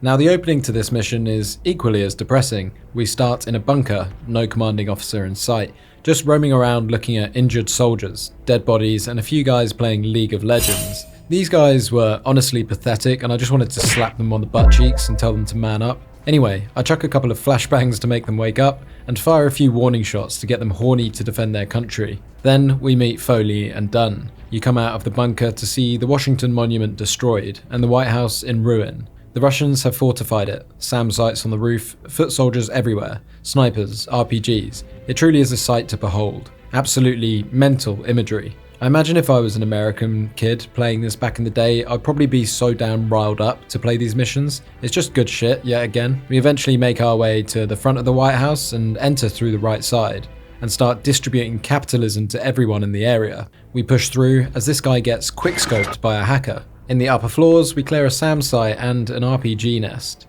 We then use that RPG nest to start nailing choppers with a javelin. I particularly like this angle from the RPG nest. America looks absolutely apocalyptic right now. After this, we have 50 seconds to reach the rooftop to extract. We hop in the chopper and just start spraying people, finally. It's about time we started hoorahing again. This is just epic. Look at this. 4 and 2-5 are all away. Ground units in LZ4, fall back now.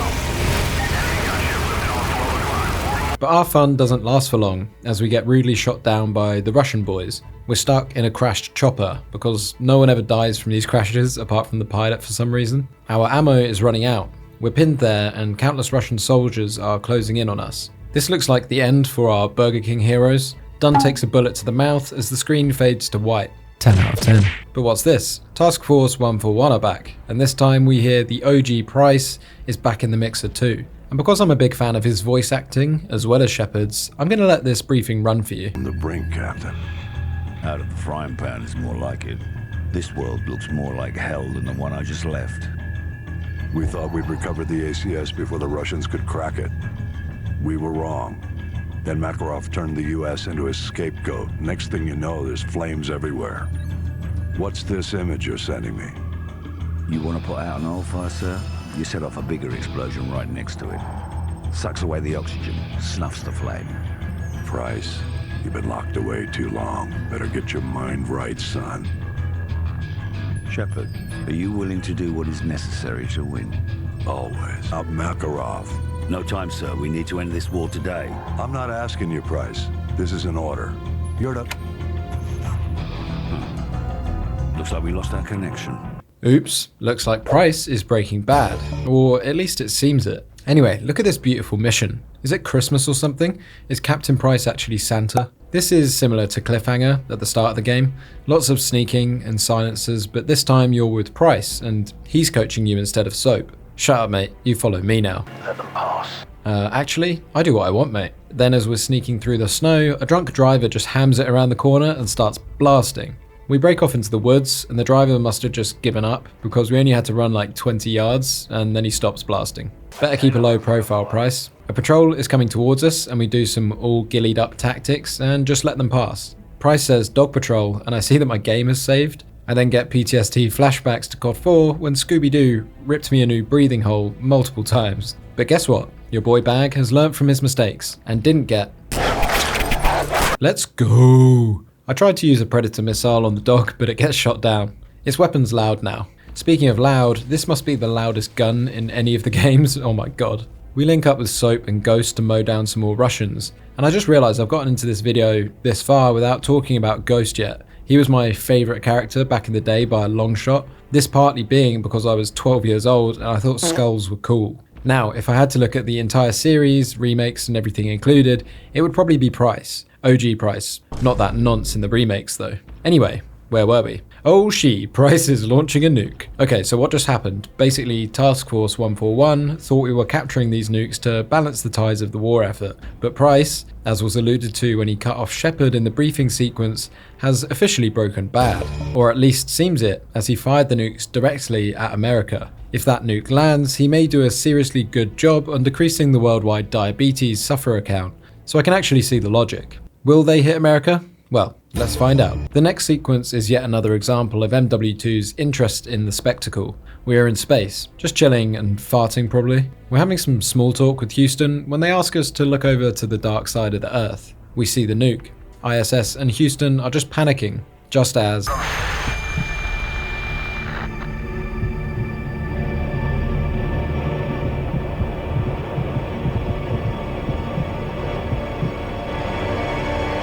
And that puts us back in control of Ramirez. The nuke was detonated in space, essentially making it an EMP, and this means that all electrical systems go down in the blast radius. That's planes, choppers, HUVs, everything down to your red dot site. We run through the street, dodging debris falling from the sky. Sorry, but this shit is so epic, man.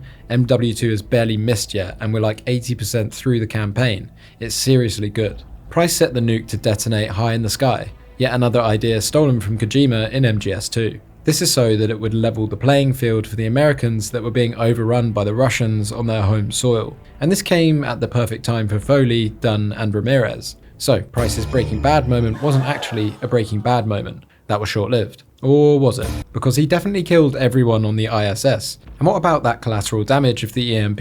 Like the downed passenger airliner here. Price said earlier, are you ready to do what it takes to win? He must have known that by killing some, he would save many. But this certainly muddies his waters a bit the more you think about it. Anyway, we use the distraction to break free and find cover. Foley gets a bit too excited when there's an explosion outside and dives out the way of absolutely nothing. The scene is so funny because literally no one else even moves. MW2 nails the atmosphere here yet again. In Second Son, America has gone dark. It's gone quiet. All you can hear is your footsteps and the burning aftermath of the chaos. It's so good yet again, with the variety of environments and atmospheres created. Honestly, the quality of this has blown me away again, playing this in 2025. Next, we see a guy running out of a building, so I naturally just fill him full of bullets. But turns out he has plot armor, as he's an American NPC with voice lines, so he's fine, don't worry. He's come to tell us that everyone is rendezvousing at the White House, so that's where we're heading. The rain kicks in, as well as some thunder and lightning. We fight our way through a building, then as we reach the other side, the quiet washes over us again. Foley and the boys are whispering instructions as we come across some Russians trying to open one of their BMTs to free their own comrades. But because of the EMP, they are fully stuck in there.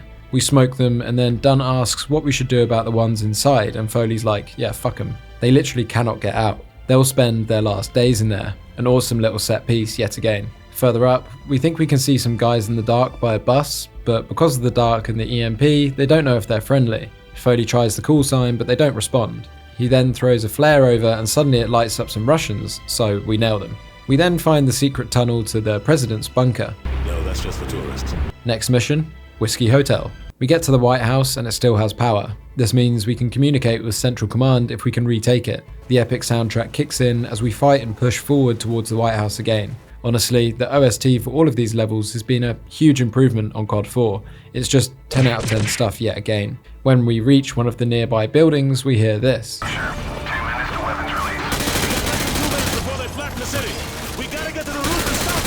Essentially what that's saying is they're going to carpet bomb the whole area if there's no signs of American life. The countersign they'll be looking for is green flares from the roof of the White House, which is currently occupied and heavily fortified by the Russians. Our mission now, with Foley, Dunn and Ramirez, is to save the lives of all of the Americans in the area. We have less than 2 minutes until they drop the bombs, so we fight our way through the building, through the White House kitchen, into the White House itself, and up its floors. And after all this,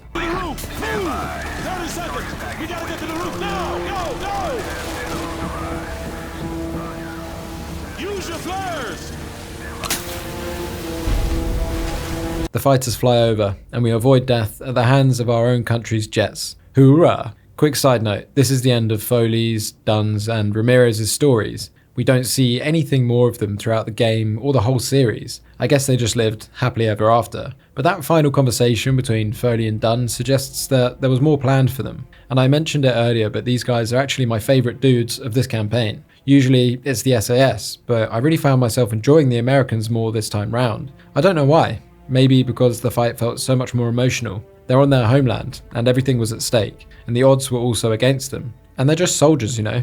More my vibe. Anyway, whilst I'm on this subject, Corporal Dunn is actually the MVP. He literally gets shot at the beginning of this mission, gets told to take point like a million times, dodges a helicopter engine flying at him, gets friendly fired accidentally with a grenade by me, and he's the one who lights the flares in time as I fumble for the right button to press. Truly, one of the most underrated characters of this campaign. Part of me wishes Infinity Ward continued these guys' story, but at the same time I'm actually really happy they didn't, because they're literally the only characters I can think of that get a happy-ish ending when none of their team die. Speaking of characters dying, horrible transition, I know, the next mission is back with Cockroach Man again, and we're with Ghost on a 2-man mission. We're looking at one of Makarov's 2 safe houses, ours being in the familiar Couscous Mountains, while Soap and Price go to the Boneyard in Afghanistan. Now that the war in the US seems to be under control, it's all efforts to get Makarov, the man responsible for this whole mess. When we approach the safe house, we get ambushed. Wait, what the actual fuck was that? A bouncing Betty from World at War? Then I get melted in this ambush. I don't know what to actually do in this part of the mission, and I just die quite a bit. Ghost is just kind of yelling at us to push through, but everyone just keeps blasting me. In the end, I kind of just do what he says, and somehow no one shoots me this time, and I make it out on the other side alive. But that doesn't last for long as I actually get quickscoped by Captain Macmillan. Anyway, when we finally get in, we're breaching some rooms looking for Makarov. I breach this one room, and this guy must think he's the main character. I also find out that the Spaz 12 is the worst gun in the game. However, Makarov, after all this, isn't actually here. What we can find is a load of clippings of the Russian airport terror attack. This actually shows the amount of detail that Makarov went into to do this. There's even like an exact route of the mission that's mapped out clearly in the photographs. This is a nice touch, to show how much of a professional Makarov was at being a fucking scumbag. This is Ghost. No sign of Makarov. I repeat, no sign of Makarov. Captain Price, any luck in Afghanistan? Plenty. At least 50 hide guns here, but no sign of Makarov. Perhaps our intel was off. This safe house is a bloody gold mine. Copy that. Ghost, have your team collect everything you can for an operations playbook. Names, contacts, places, everything. We're already on it, sir. Makarov will have nowhere to run. That's the idea. I'm bringing up an extraction force ETA 5 minutes. Get that intel. Shepard out. So, as I said, sounds like Makarov's not here. He's actually at the Boneyard. But Shepard wants this intel. I wonder why. Anyway, we have to start the download, but it looks like Makarov was on dial-up internet as this took bloody ages. I spent the whole time lying down at the top of the stairs, literally peppering everyone that walked through the door. This was a bit of a pro strat, by the way. If you're having any trouble on this mission, just pick up an LMG and lie here and you're golden. After we download all of Makarov's anime porn, it's time to make a break for it. This escape feels unnecessarily hot. Like, I could have stayed at the top of those stairs for ages, to be honest. Like, just park the chopper outside, I got this. Anyway, after a mad dash down the hill with enemies shooting from behind you and in front of you, which again felt quite impossible to get through at times, we do make it to safety. Safety. And look, this is one of the most iconic scenes from the game.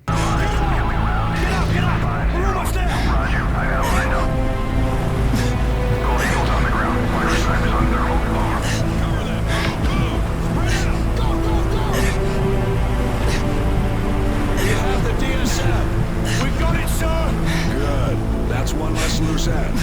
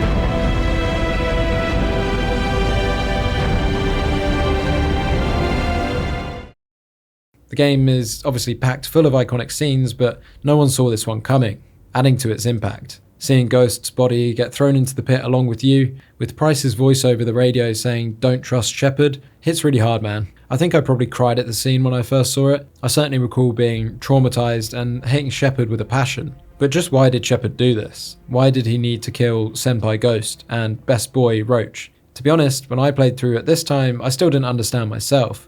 So, let me break down the lore for you real quick. General Shepard wasn't always the villain.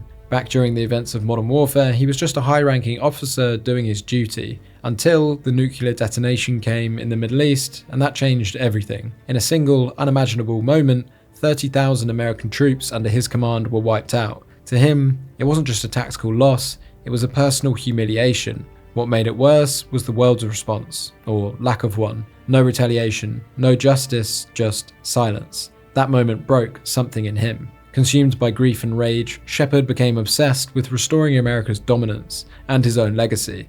His fixation on Vladimir Makarov wasn't just about counterterrorism, it was personal. He saw Makarov as the embodiment of the threat that humiliated him, and he was determined to destroy him at any cost. So, he convinced the government to give him full autonomy, forming Task Force 141, a deniable elite unit that could operate in the shadows. Officially, they were chasing terrorists. Unofficially, they were paving the way for Shepard's revenge. Then came Makarov's master stroke, the airport massacre. The plan was brutal and brilliant. By using an undercover CIA agent, Joseph Allen, Makarov ensured the US would take the blame. The result? Russia invades American soil, and the world plunges into chaos. While Shepard didn't cause the massacre himself, it gave him exactly what he wanted, a war. Now he had the full green light to strike back on Makarov with full force, and a clear path to becoming the face of America's resurgence. But Shepard wanted more than victory. He wanted to be remembered. He wanted to be the war hero,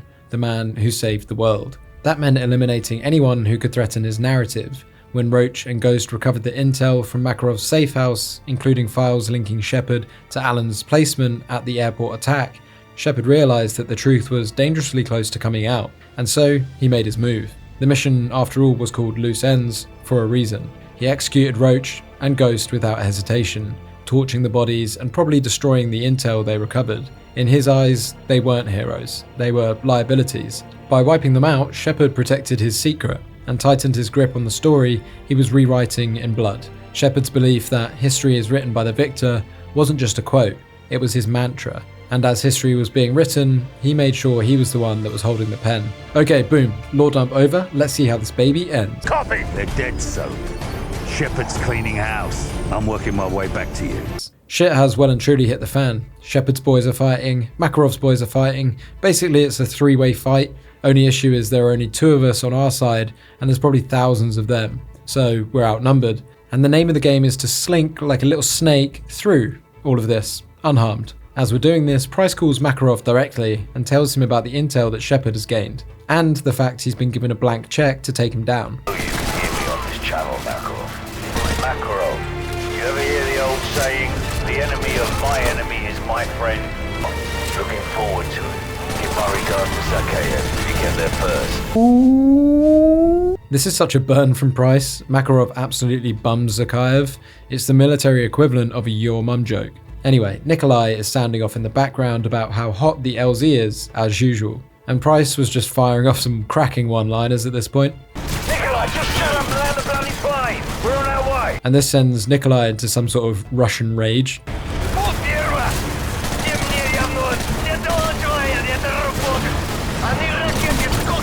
I don't really know what he's saying at the moment because even the subtitles didn't try to decipher that. Such a weird and funny moment. Anyway, the gameplay here is tense. It's hard. You need to make sure you remember the 5 Ds to get through unharmed. I hit this sick no-scope before hopping in the car with Price. All of this is getting a little bombastic right now as we're fending off both sets of enemies trying to get to the runway. Then we're hit with this awesome set piece.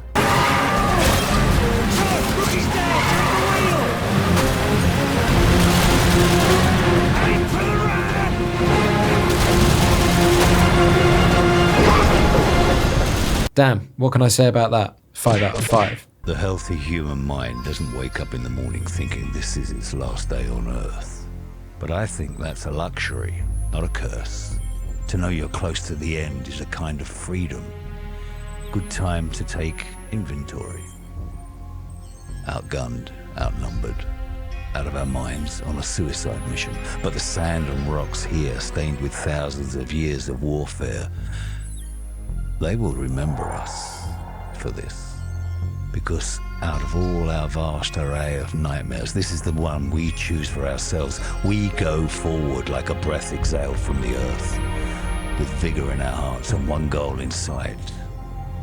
We will kill him. Price, you're starting to sound a little bit crazy, talking a bit like Shepard was at the beginning. And with that, we begin just like old times. This mission is awesome. It's MW2 at its narrative best. The game is built up so well to this point, so that you're completely immersed when you reach it. You want revenge so bad for Ghost and Roach. You just about want to climb into the TV and rip out Shepard's throat yourself. And on top of all that, we're back in Bag's favourite locale, the Middle East, baby. And even better than that, we're playing as Soap again, with Price. It really is just like old times. They give us the intervention, enemies, be afraid. Be very afraid.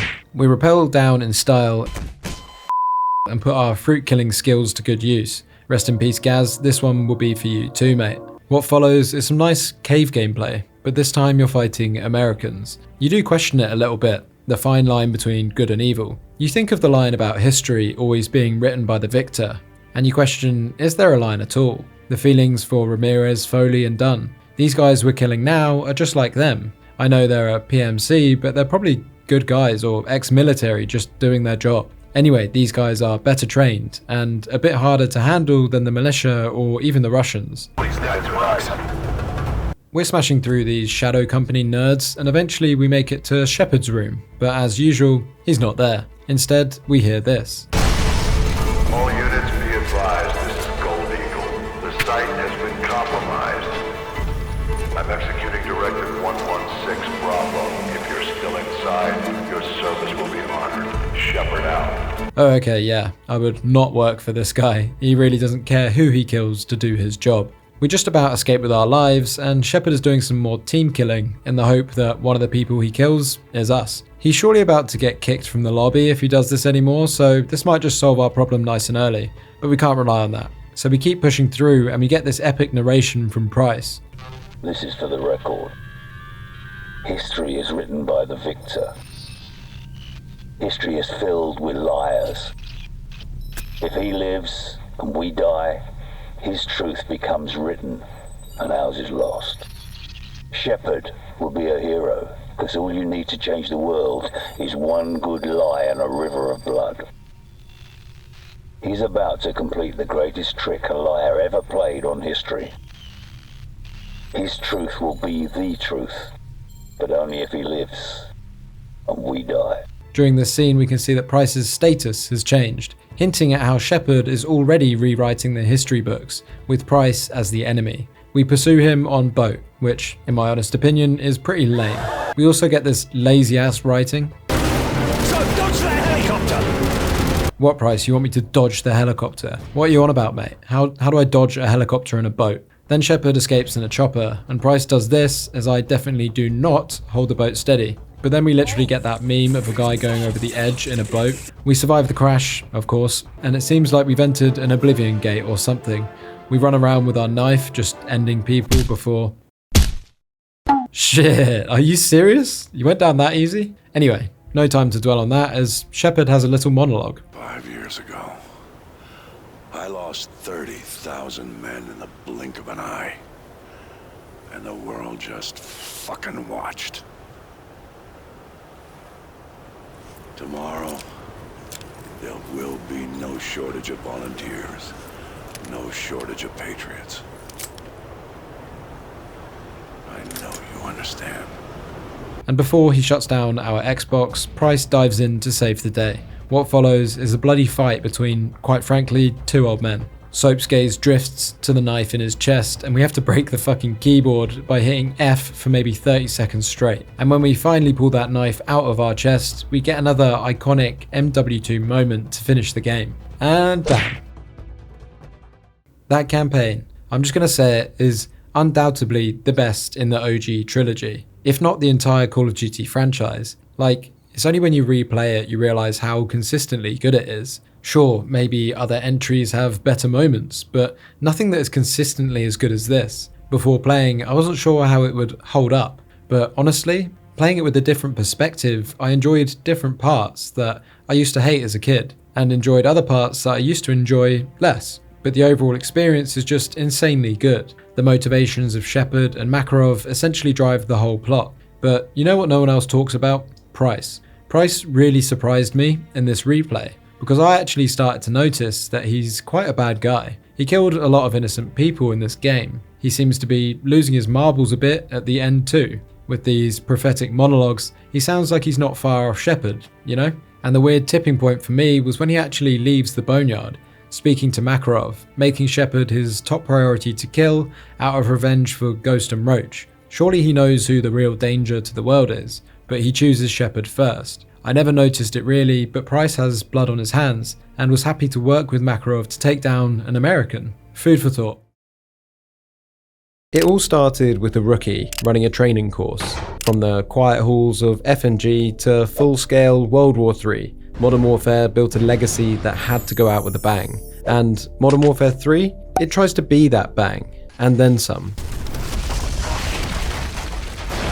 Today, we're wrapping our lips around the popsicle that is Call of Duty Modern Warfare 3, a game that's somehow louder, crazier, and at times even more emotional than what came before it. We're not just here for the spectacle, though trust me, there's plenty. We're unpacking everything. The moments that hit hard, the ones that miss completely, and why, after all these years, MW3 still feels like a chaotic, brilliant, beautiful mess. So let's get into it. The game picks up pretty much where we left off in MW2. Hours after the betrayal and death of General Shepard, Price and Nikolai scramble to save a critically wounded Soap as flashbacks of the previous game's key moments play out. Then we get this cringe-ass intro.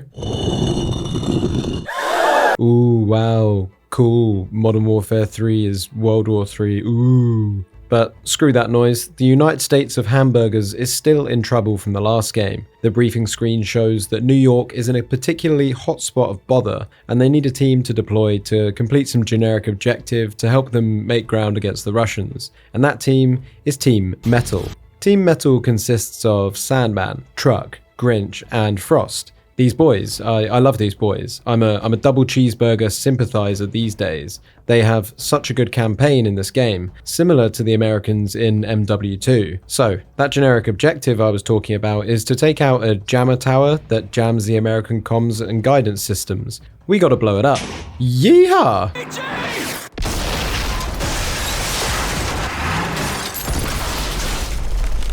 MW3 sets the tone for the spectacle. Before you even open your damn eyes, your Humvee's been taken out by an RPG. This is Black Tuesday, and we're playing as Sergeant Westbrook, or Frost as we'll know him. As you climb out the Humvee, this skyscraper gets nailed by a missile, shedding debris everywhere. Quick pause for realism appreciating bag here. How did none of this debris land on us? Anyway, we hop out and Sandman chucks us a mag. We are strapped up and ready to take back New York. You'll notice they've dramatically changed the sound of the guns here. In my opinion, it sounds pretty weird. This M4 has this whole ass subwoofer vibe to it, and it seems a bit heavy, and I wasn't really a fan.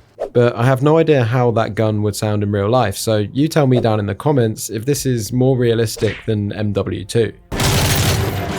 Whilst we're moving through the city, let's just touch on the quality of the visuals. They're looking really good, really gritty and realistic. They probably wouldn't even look out of place today if the game shipped next week. What new versions of the game have done is go for this super high contrast cartoony vibe in some cases, and that just doesn't tickle my wiener like this does. We head into a building and work our way through. The enemies are armoured and skilled, not the pushovers from COD 4, but similar again to MW2. We smoke some dudes in an alley, then we smoke some dudes in a store, then we smoke some dudes in the road. Yeah, basically, we're just smoking dudes all over Wall Street. We even smoke some dudes outside of Federal Hall. And this whole fighting in real and recognizable places theme is going to continue throughout the game across various locations, most notably in this level, the stock exchange. I don't think this really adds anything in terms of making the game better in terms of gameplay, but as I've already alluded to, MW3 is all about the spectacle, so fighting in these recognizable locations definitely adds to that. When we get to the roof, we plant some thermite on that jammer, then we smoke the whole damn tower.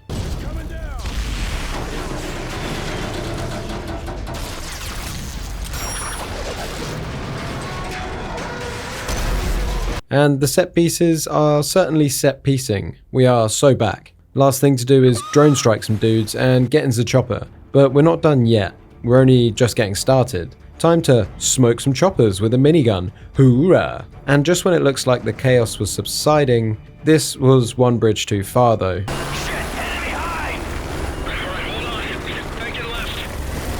As the bird crashes into us and sends us down with it. We should have just quit while we were ahead. But what is Modern Warfare without our main characters surviving a helicopter crash? But oh wait, Infinity Ward changes things up. This time we don't crash, and I'm genuinely surprised. But at this point, I'm also going to put a heavy bet on that we definitely go down in a chopper later in the game. It wouldn't be a Modern Warfare game without a chopper crash. 5 out of 10. We see in the briefing for the next mission that the US's missile guidance system is back online, so they start going weapons free and bombing the cum out of New York. You get the sense here that we managed to turn the tide in a big way with that last mission. And instead of flipping back to Price and the gang as we usually do, we actually continue with the same team straight away again in the next mission. We're with the Yanks again, and we're tasked with boarding a Russian sub that is carrying a very large amount of warheads. By taking this over, they think that this will be the final nail in the coffin for the Russians, essentially saving New York. Hoorah, let's go. So once again, we're underwater sea rats. We swim through the Brooklyn Tunnel as the team muse over the aftermath of its destruction and subsequent flooding. Damn. Think anyone got out? Another spectacle moment, but I'm totally lapping this shit up right now, so I won't complain. Hello, how are you? I am under the water. We have to avoid some underwater mines, which seems a bit of an odd thing for the Russians to plant there. My underwater jet thing kind of glitches out and I can't figure out why. And my team are all like, Frost, move. I can't. And I eventually just fail the mission. Turns out you're not meant to go over this one pipe, and if you do, you just hit an invisible wall. Even going under it, I thought I got stuck again, but it just blocks your control as the sub goes overhead. They could have done this better with one of the characters saying, "Whoa there, Sonny Jim, slow down. Come down here and turn your engine off while the sub goes overhead."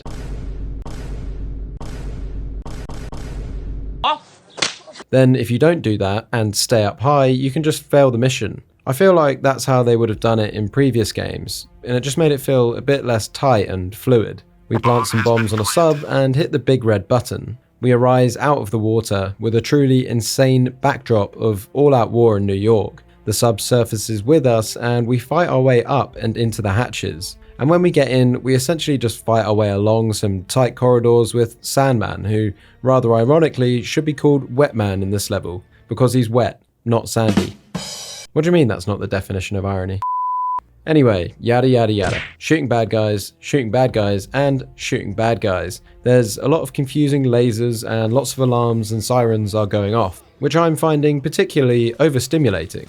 And now I assume they're prepping to launch a butt ton of missiles and level the East Coast as they mentioned in the briefing. So yeah, we shoot our way up to the bridge, breach the room in epic fashion, and then we have to cancel their launch and redirect the missiles at their ships. The old switcheroo. Grid coordinates follow. Tango, Whiskey, 0566628. Coordinates confirmed. Firing on Russian fleet in 30 seconds. Good thing Sandman knows what that means, because I don't. We hop out the sub and into a dinghy. Yeah, a dinghy. Dinghy. That's a fun word to say. Team Metal are out of here. Avoiding the danger close missiles, we essentially just launched onto ourselves and making sure we get all of the style points we can in doing so. Shoot the mines! What the hell was that? Did we just grind an aircraft carrier? Okay, bit unrealistic, but we move. And we did it. Time to kick back and watch New York burn, but in a good way, although it doesn't look like it. With that, the Russians retreat from the East Coast and it is assumed the US.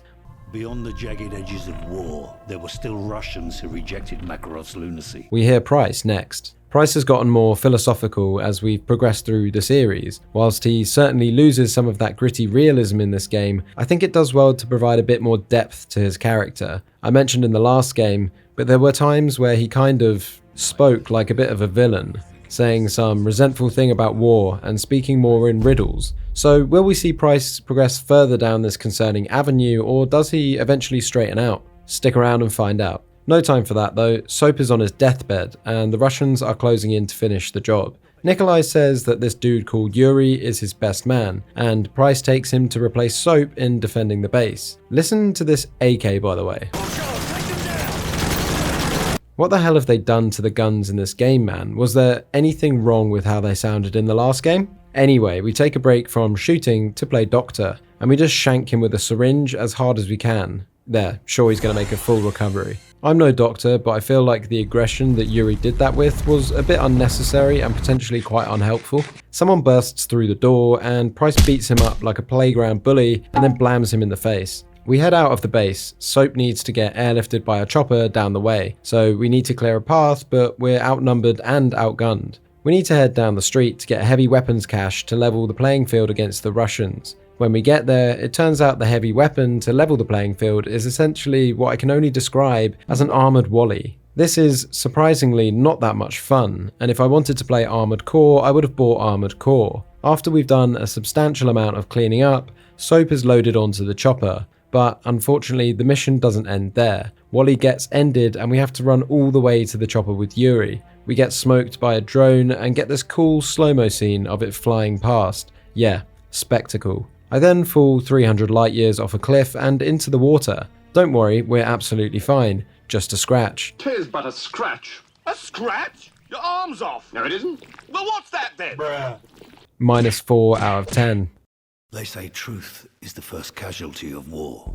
Okay, shut up now, Price. I get it. You're Breaking Bad. Just tell me what the next mission is. Now, the next mission takes a little McTwisty, and we're playing as Andrei Kharkov from the office of the Russian president. This mission is called Turbulence, and it takes place aboard the president's aircraft on its way to Hamburg, and it has us taking control of the president's bodyguard. The opening of the mission has the president and his daughter discussing whether or not to make peace with America. These talks were obviously driven by the recent defeat in New York at the hands of Frost and the boys. We sit in a meeting as the president starts to make his case for peace, but whoever these dudes dudes are, they don't want to hear it. Just as they begin negotiating, gunfire is heard further down the cabin. The room is breached before we know it, and suddenly we're fighting against a bunch of dudes throughout the plane. It's literally Mile High Club from COD 4, but they made it a little bit cooler. And what makes it even cooler is, given the explosion, the plane stalls out, and we get this cool zero-G gunplay moment floating through the air. Looking at the enemies here, I was thinking how weird it was that they weren't Americans, or at least clearly Americans. Who were they, and why were they attacking the plane? Anyway, we secure the president and his daughter and try to get them to the safe room, not before this epic set piece.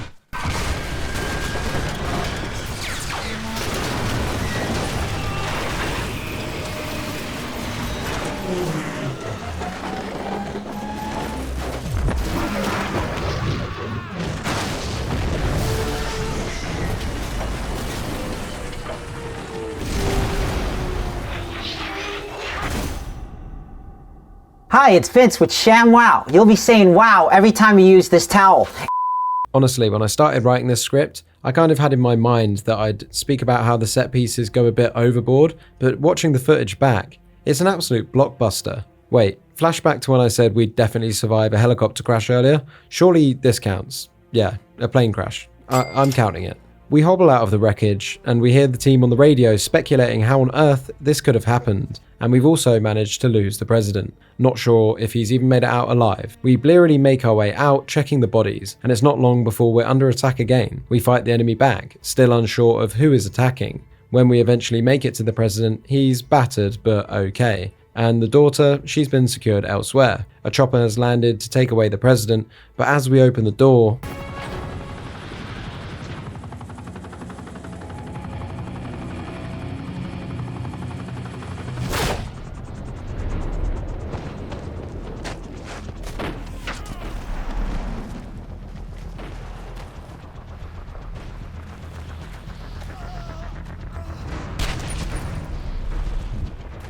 You know who I am? Yes. Then you know what I want. You're insane. Russia will take all of Europe, even if it must stand upon a pile of ashes. I want the launch codes, Mr. President. We'll never get them. Every man has his weakness. Find the girl. Yo, what? It was Makarov's men attacking? Maybe I should have known that. Makarov demands the launch codes. He's intent on destroying Europe, the Mad Cat. The president won't give them to him, so he takes him away, likely to subdue him to some cock and ball torture, but that's all we see for now. Personally, I would have liked to have a mission where we get to administer said cock and ball torture, and for that I have to deduct a couple of points from this mission. 8 out of 10. Next, we flash over to Soap and Price discussing what on earth just happened. They move on to any intel they have on Makarov, where Nikolai mentions that he's using an outfit in Sierra Leone, Africa, to move stuff across Europe. What that stuff is, we don't know, but Price wants to go and find out, because if it's important to Makarov, it's likely bad news. There's also a chance that he might be there himself. We're going on holiday again, boys. Oh, and yeah, Soap's all better now. He just had some Lensip. It was a common cold. We emerge from the water as Yuri, following Price and Soap. Price hits Soap with a trademark burn. So, try not to die this time. This is a pretty fun change of pace. Apart from the usual gameplay, the setting at least is fresh. Not fresh as in, it looks like it smells like a fresh round of laundry, because I can basically smell the sewage and hot trash that we're wading through my monitor. But it's a new setting that we haven't fought in before. And it's a bit like Resident Evil 5's opening level actually. It's also reminiscent of that awful favela mission in MW2, in the way that you have like a militia style enemy and we're fighting in shacks and across sheet rooftops. I hit this insane triple with a sniper while providing Overwatch for Price and Soap. Soap and Price can't find Makarov or anything useful in this shanty town, so we move further up, shooting all the unfortunate under-equipped, likely ex-child soldiers along the way. Feels a bit mean, to be honest. The kill count, once again like the favela mission, is in my opinion unrealistically high for a small skirmish. I think I probably wiped out a whole generation in this part of Sierra Leone. The similarities between this and the favela mission don't stop there though, as we have a running sequence, and even a sequence where we get briefly separated by falling through a roof. We then up the ante by shelling the fuck out of this place. After this, I managed to trip and fucking die off of the small ledge. We make it to the church in the center of town, and we proceed to, without any consideration for the fact that we're in a church, murder about 30 people. Then out back, there's a chopper, and as we breach through, it flies away and we lose the cargo. Oh well, on to the next. Mission failed. We'll get 'em next time. And what's this? We're playing as someone called Mr. Burns for the SAS. The briefing mission shows a French satellite notifying the SAS about an intercepted message about a suspicious shipment heading for British soil. Fucking hell. Which is about a suspicious shipment heading for British soil. Oh my god, I've created a tongue twister. The next briefing shows a French satellite notifying the SAS about an intercepted message. This message was about a suspicious shipment heading for British soil. Wow, I actually nailed that. The next briefing shows a French satellite notifying the SAS. It looks a lot like the cargo we just lost, which is categorically bad news bears. We hear a familiar voice in baseplate who is actually later revealed to be Captain Macmillan from All Gillied Up in COD 4. Why did they need to do this? I don't know. They should have left his character well alone in my opinion. The SAS are sent to check it out at the port. Mind the Gap opens with us surveying the port. Baseplate is providing VO for the mission ahead. There are armed personnel ahead and we get a disturbing content warning. Well, guess this one's getting demonetized too. You know the drill if you're feeling generous. So, we're SASing through the building. Much like a stinky fart, we're silent and deadly. After securing the perimeter, all teams get the green light to go and secure the port and go loud. For some reason, I just jump straight out of the window and get creamed by an RPG.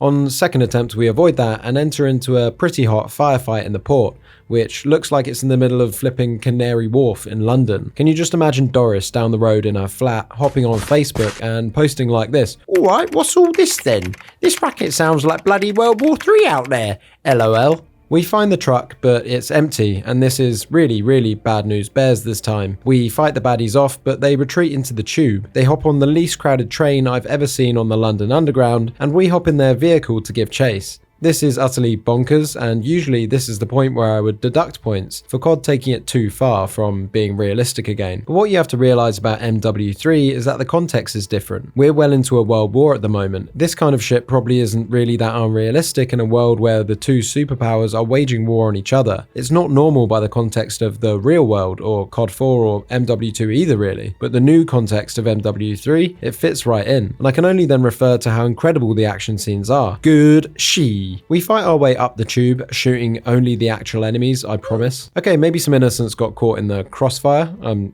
doing quotation marks, crossfire. I realized you can actually, apparently, get away with shooting 3 or 4 civilians in this level, which in my opinion, you should just get a game over for killing one. It doesn't really set a good example, like, is this like real life? You killed Jeremy from HM Revenue and Customs, no sweat, the first one's free. You killed Barry, who's the general manager of the Premier Inn around the corner, on his way back after the night shift. Okay, guess it was a misinput. I then, in broad daylight, in front of a crowd and a police officer, delete Brenda, a cashier from the Tesco Express in Clapham. Dead, no issues. But as soon as I hit Gareth, who runs the local theatre company, it's game over. Knowing that my limit is 3, on respawn I cure this man of his cold and go back to saving the day. But the goofiness doesn't stop there, because as a police car hits an epic drift into the scene, our boy Wallcroft gets his knees clipped, which completely discombobulates him. He must have been hit at like 30 miles per hour. He ain't ever walking again. Oh, he's fine, never mind. That surely must be a bug, but this is actually the only game out of the original trilogy I hadn't played before, so I don't have a point of reference whether it is or not. Also, look at these people. They're all sneezing and coughing and shit. They really got the accuracy of what it's like to be a commuter in London down to a T. But after all that fun, it's time for that disturbing content.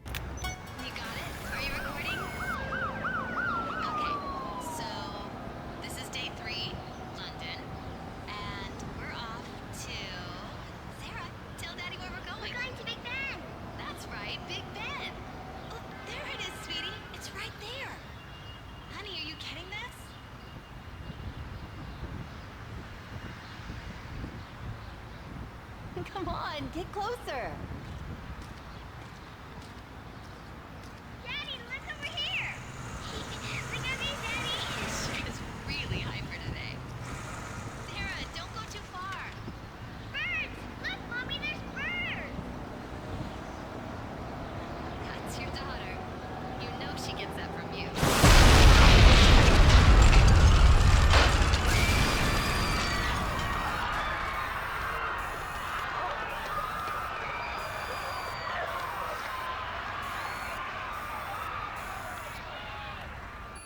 The last line, "That's your daughter. You know she gets that from you," right before the explosion. Haunting, man. Being a dad myself, this really hits home. It's short, but it's impactful. What follows is a briefing of multiple chemical attacks across Europe, followed by the ground attacks from the Russians. This didn't make total sense to me, but I imagine with the president of Russia being held by Makarov, the other guys that were trying to convince him not to make a peace deal on that plane mission are calling the shots. They want to take over the world, and this is their first move. Pretty wild. In the next mission, we're in Hamburg, back with Team Metal. The vice president is there for some reason, probably eating bratwurst or something on holiday, and he needs saving. The mission opens in epic style. The Hamburg Bridge is visible in the background as a full-scale defense is being mounted by what I imagine is combined American and European forces against the Russians. What I like about this mission is how you land on the beach with vehicles and numerous other foot soldiers. Despite how modern warfare has gotten, see what I did there, it still resorts to people's lives on the line to settle it. And I think it's interesting how reminiscent the images are here of the Normandy beach landing on D-Day. The whole mission feels very World War II in fact, probably because of the setting being located in Germany, where a lot of the fighting took place back then. I'm certain they did this on purpose to show that war never really changes. This part of the mission is pretty unremarkable. The setting is again new, but the gameplay is pretty filler. So I'll summarize.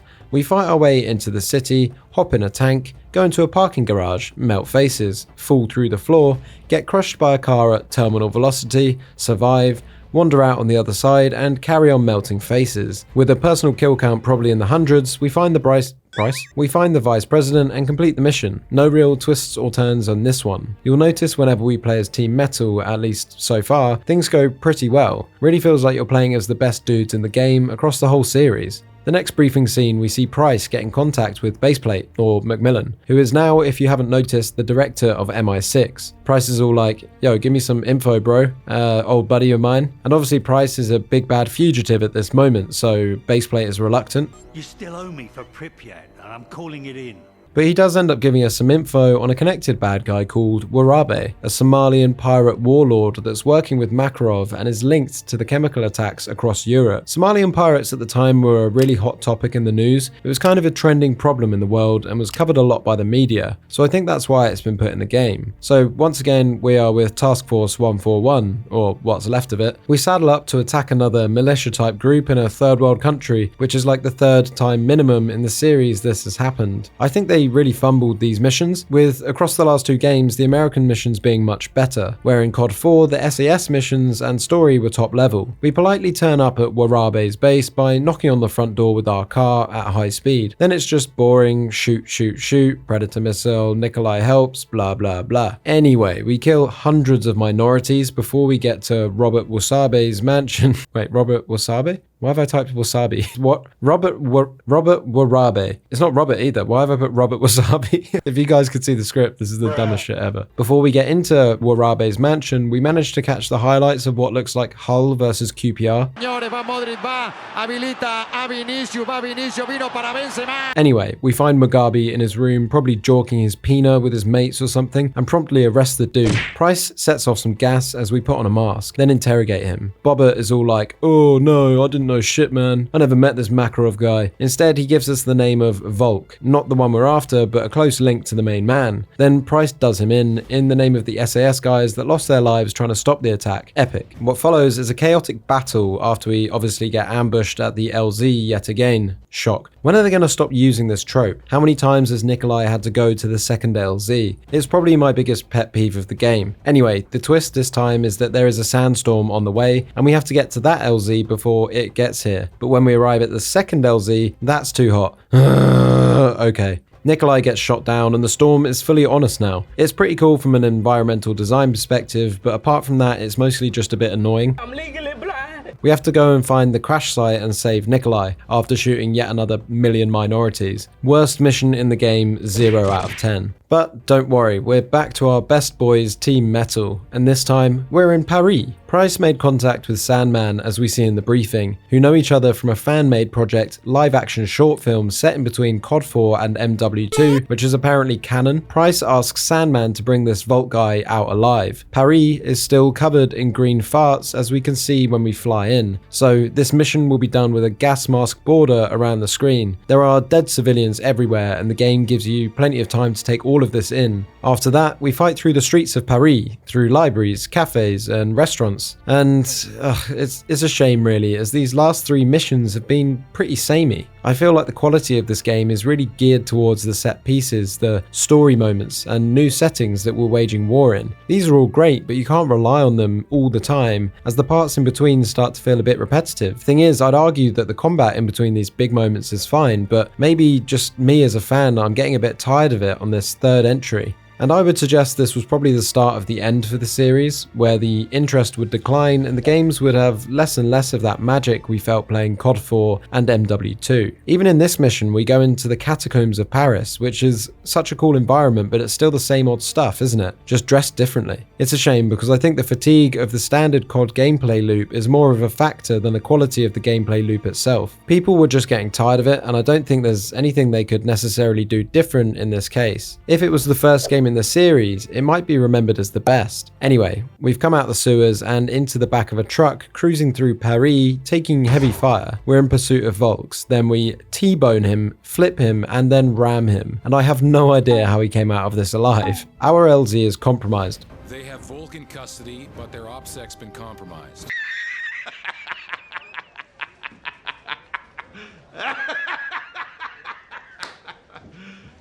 You serious? So the US president personally signs off on giving us any support we need to get Volks out. So Overlord sends in an AC-130. Yeah, it's a AC-130 mission again. Fuck that noise. The only redeeming feature of this mission is its ending. We rejoin Frost as we're pushing towards the Eiffel Tower. Of course we are, because this mission would be trash if not for, as I mentioned earlier, the settings and the set pieces. Now, knowing what we know now, what do you think happens next? 1. We fight through the enemy ranks, reach the LZ, and extract. 2. We reach the LZ but it's compromised, so we jump into the river and take a boat to the second LZ. 3. We fucking bomb the Eiffel Tower and watch it collapse. I'll give you some time.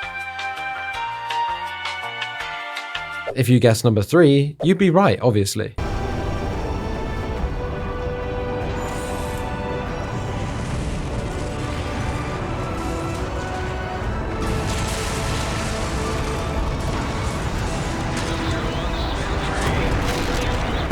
Two out of 10. Okay, now back to Task Force 141. Sandman confirms they got info out of Volks. He's given us Makarov's location in Prague. He's meeting his top advisors in a hotel, and we're going to be there, of course. We rejoin Yuri skulking in the sewer water like a rat. We sneak under the enemy. It looks like they've assumed total control of Prague. We meet up with our old friend Kamarov, the one who saved us at the end of COD 4. He has a bunch of boys once again fighting back against the occupying force. He's just such a rebel, isn't he? I use a sniper with a red dot sight in this mission. I don't know why, to be honest. I think I was just bored. Me and Soap push through the enemy lines quickly and quietly.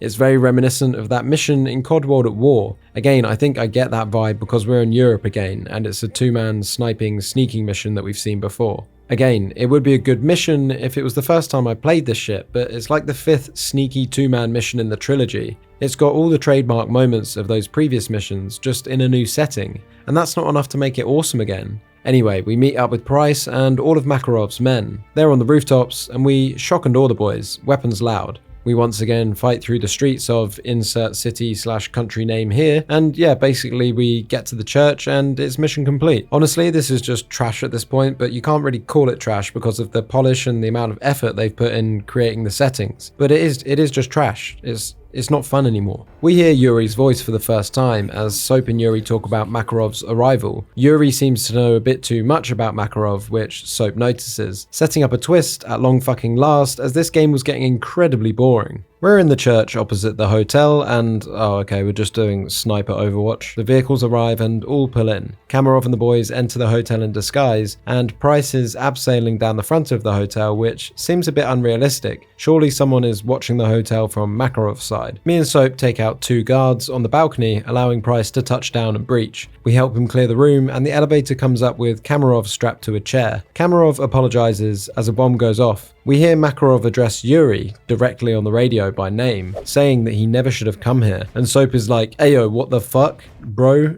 But no time to dwell, because Makarov has set explosives in the church too, and wastes no time in detonating them. He's one step ahead. But how? Was Yuri, or we, the player character, a spy for Makarov the whole time? The blast sends us and Soap absolutely flying, and once again, no idea how either of us survived this. Soap actually barely has. Price comes through the smoke to pull the rubble off of Soap. Soap is desperately trying to get the words out to Price that Makarov knows Yuri. We carry Soap, then Price takes over for a bit. We see that Soap is losing a lot of blood.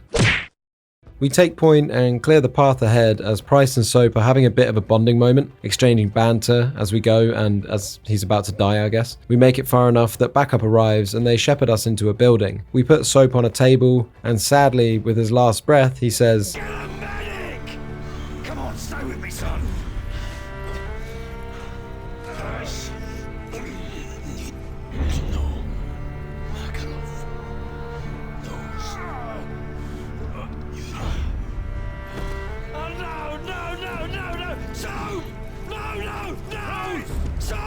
You have to go now! Get off me!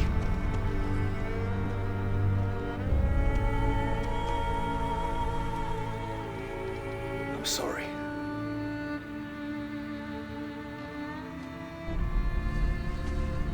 For all this game's faults, this moment is probably one of the saddest and most iconic in the series. The music swells. Soap, our first ever character, is now dead. No time to cry though, as we see this.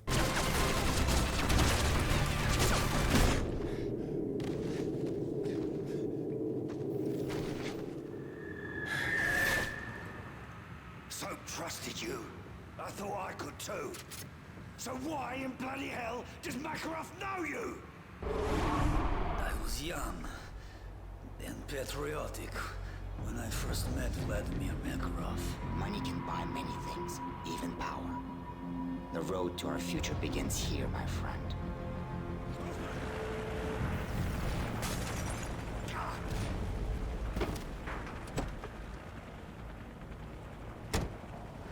Zikayev never forgot what we did for him that day. Our reward was power. But power corrupts. Is everything ready? Do it. Thousands of souls extinguished by the push of a button.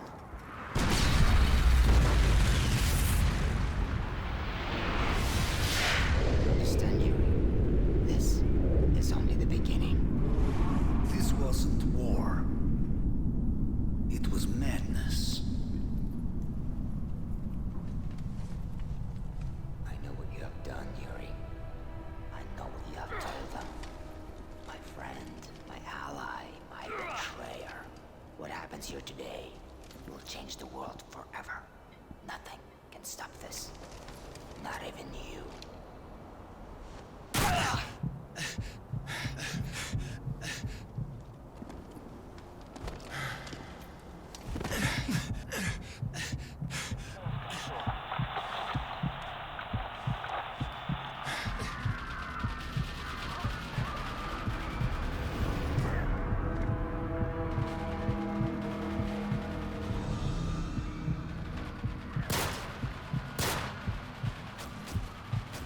I was a soldier of Russia, not a taker of innocent lives. But in his eyes, this marked me as the enemy.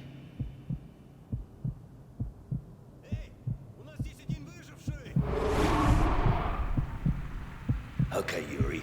So, it's lore time. What did we just witness? At first glance, Yuri feels like another one of Price's random new allies in Modern Warfare 3, but the deeper you get into the story, the more you realise this guy's connection to Makarov runs deep. Real deep. Yuri wasn't just some soldier who crossed paths with Makarov. he was part of it. He was there for some of the biggest moments that kicked off the entire Modern Warfare saga, the assassination of Zakhaev, the nuclear disaster in the Middle East, even the infamous airport massacre in Moscow. He was right alongside Makarov until he wasn't. See, Yuri didn't betray Makarov because he suddenly grew a conscience overnight. It was a slow build. He believed in the cause at first, the whole ultra-nationalist dream of a stronger Russia. But Makarov's methods, mass murder, terrorism, manipulating entire wars just to watch the world burn, that was a line Yuri couldn't stomach. The real breaking point comes right before the airport massacre. Yuri finds out what Makarov's planning and tries to stop it. He literally tries to warn the authorities, tries to sabotage it from the inside. But Makarov's not an idiot, and he sees it coming. He shoots Yuri in the parking garage and leaves him for dead before the attack even begins. That moment seals it. From that point on, Yuri's betrayal isn't just about ideology anymore, it was personal. He spent the time since then trying to make it right, trying to bring Makarov down, which interestingly now aligns him strongly with Captain Price. As we emerge from the flashback, Price understands this too and lets him live. As Price mourns Soap, Baseplate gives him a location of Makarov for the next mission. We parachute into a castle this time with just Yuri and Price. It's rainy, the atmosphere resembles something you'd find in a Return to Castle Wolfenstein game, and the gameplay more Splinter Cell. Being sighted here is a game over in this initial phase. We sneak through the entrance, planting C4 as we go, so that when we inevitably go loud and get found, as we always seem to, we can cover our escape. Price breaches a security office by himself in epic fashion, taking out 3 guards as he goes. He could probably do all of this himself. We get through the castle, cutting the lights and putting the night vision on to take out the guards. The guards eventually use flares, and we take them out the old-fashioned way. Price points out that we have about 10 minutes before they find the bodies on the bottom floor that we just left. We plant more C4 on the bridge, the only way in and out of this place. Price plants C4 also on a wall below the control center where Makarov is. When the thunder strikes, we blast the C4. I have a feeling Makarov would probably heard that despite the thunder. It's kind of like coughing and farting at the same time, and it never works. We climb up some rafters in between the wall to see Makarov interrogating Vorshevsky. Makarov, unsurprisingly, wants the nuclear launch codes. The president won't give the codes, so instead they decide they'll capture his daughter, who's been located in Berlin. The guards find the bodies. Price launches a frag in as we fall down the void about 30 floors. Somehow we survive and land in the kitchen, and then just flip and shoot everyone, including a chicken in a cage, because if it's got a pulse, it's a threat. It's now officially weapons loud as we fight our way out of the castle. We push outside, fighting through heavy resistance. After clearing an office and moving into a courtyard, they reach a platform overlooking the bridge. We detonate the C4 we planted earlier, dropping the armor into the river below. We drop down and fight our way through yet another courtyard, with more armor blocking our exit. We steal a jeep and blast out of the castle. We absorb about 90,000 bullets, and Price tactically sends us off a cliff, but we've got parachutes, so we're all good, baby. Back to Team Metal, baby, and we're in the world's most sexually active city, Berlin. Time to save the Russian president's daughter, and maybe, if we're lucky, we might get a kiss on the cheek at the end. Spoiler alert, we don't. We rejoin the boys, flying over Berlin. 2 teams are being sent in to save the president's daughter. Us, Team Metal, and the other, Team Granite. We have to fight our way through a building to a vantage point and clear the opposite roof where the president's daughter is located. We watch Team Granite land in, and you just know something's gonna go wrong, don't you? Anyway, for now, we just do our job, calling air support on the tanks below and sniping foot soldiers. It's pretty fun, but just feels like you're shooting fish in a barrel, really. Then we watch Granite breach, and they just get blown up pretty unceremoniously. Well, our turn. There's a moment where we pass by a downed chopper full of dead Delta Force teammates, and Truck makes sure to get their tags and recover their bodies, which I think is a nice detail to further characterize Team Metal as good dudes. We can then hear the most German dude ever say this, which made me laugh. We fight our way to the hotel, but as we get near, a bomb goes off at the base of another building and completely collapses in front of us. Someone at this point in the game was like, yeah, we still haven't had enough big set pieces. Blow that building up over there and then make them walk through it. Yeah, that'll do. When we get out the other side, we're at the hotel. Makarov's men are trying to extract the president's daughter from the 3rd floor, so we gotta run and gun our way there. And when we do get there,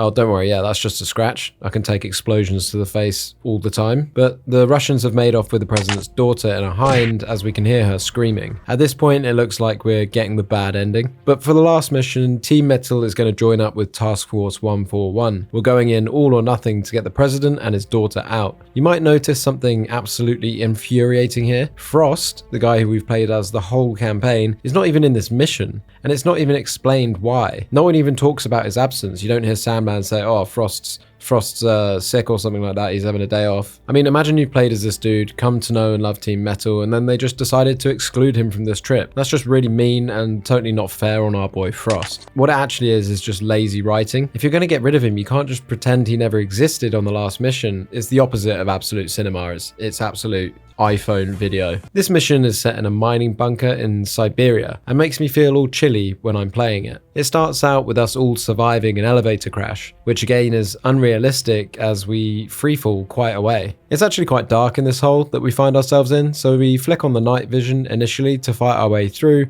the mining caverns. This mission is very reminiscent of the end of COD 4. You've got Task Force 141 and the Americans teamed up again, going ham on an enemy base, as someone is threatening or actively launching nukes to end the world. You know the series has gone too far when it's just reusing the same old levels and repackaging the same old plot points. Don't get me wrong, it's fun, but I can't help but feel like if they remade it, they could probably do it all in 1 or 2 games max, unless they innovate the mission and the gameplay styles to make it feel more varied. Oh wait, they did do a remake, didn't they? Oh, it's 3 games again? Were they at least good?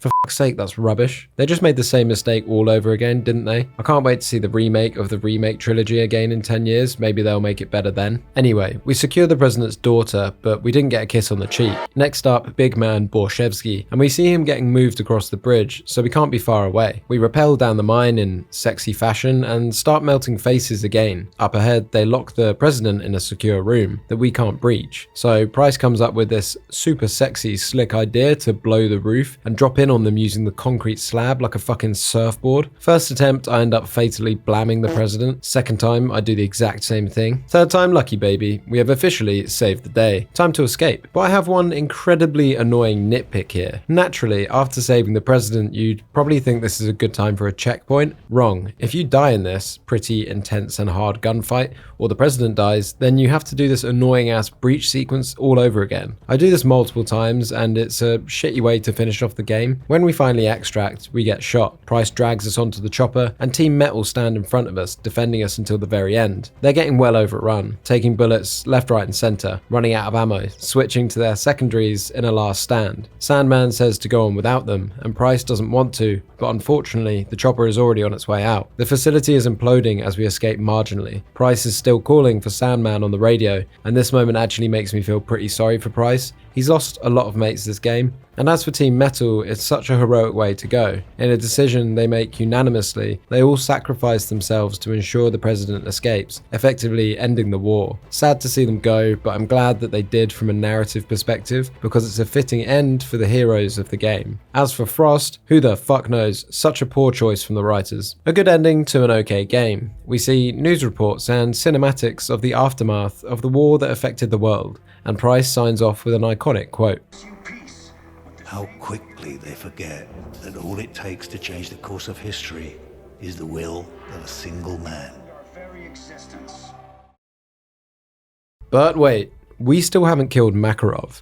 We had 2 perfectly good missions where they could have killed him off, but no. Price isn't done yet, and neither is Yuri. It's time. Makarov is living it up in Dubai, like most Russian criminals, in a straight-up copy of the Burj Al Arab. They don't mention Dubai or name anything in the game, but this is obviously exactly where they are. It's kind of like in Pro Evolution Soccer when they didn't have the licenses to the players' names, so they'd call Ronaldo like Ronald or something. Anyway, we hop out the van as Price says. This one's for soap. We're in Juggernaut suits, which is the first time they've been used by us in the campaign, and by anyone for that matter. We've got some big LMGs, and we're just going ham on hundreds of people. This time we're playing as Price, which we've only done once, maybe twice in the series. The music is self-awarely epic, fun, and a little bombastic. We hear Makarov is in the atrium up ahead, but we move like turtles in these things, the payoff for being a brick shithouse homunculus of armor that can absorb impacts better than your mum. We get in a lift and start open firing out the window on a chopper. This goes well, then not so well as it crashes into us.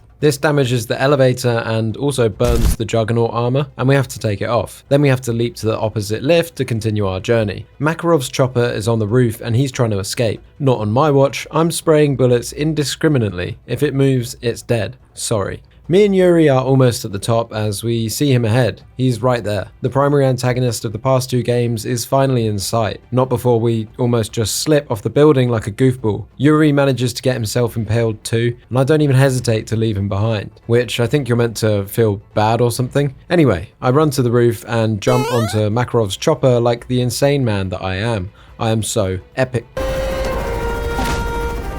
I said, I run and board the chopper, dispatching the pilots. Thank God no one decided to shoot me as I was running or jumping. That would have been embarrassing. We wake up to see our own reflection in the glass roof looking back at us. As Makarov stumbles from the chopper, he picks up the gun and is about to execute us as Yuri blasts in to save the day. But he completely fumbles it. Now that is just embarrassing. Price uses the distraction though to start beating the living cum out of Makarov, wrapping a wire around his neck and WWE slamming him through the glass roof, hanging Makarov in the process. We lie on the floor, the last one alive of all of our friends, but we finally did it. We killed the bad guy. Price lights up a stoogie, and in the same way that we were introduced to him in COD 4, we get to say goodbye to him. This ending is pretty fucking cool, and is a fun way to go out, even if it's tonally quite wacky. And yeah, that wraps up the trilogy. And overall, you've got to say the world is a better place to have these games. Whilst they can get repetitive and samey in the gameplay, they were all made with a lot of love. The story, for an action shooter, is above all else in the genre for me. It's understandable, relatable, there's twists, and it's semi-realistic for the most part. It pulls on your heartstrings and often has you mourning over characters you've developed a bond with. I will look back on this series with a lot of love, and I've had so much fun replaying these games in 2025. I would recommend it to anyone that's unsure whether to play them or not. The gameplay is definitely from simpler times, but sometimes simple is better. MW3 as a game unfortunately comes last in the trilogy, and has the player suffering from fatigue from playing the same shit over and over again with a different skin. However, in isolation, I would sign off by saying I think it's actually really underrated. It's only when it's put last in the playlist that it falters. So yeah, I hope you enjoyed watching. If you did, please drop a like, comment I have ass disease down below, and subscribe for more fun retrospectives. This is your boy Bag, signing out. Love y'all, bye bye bye bye bye bye bye bye bye bye bye bye bye bye bye bye bye.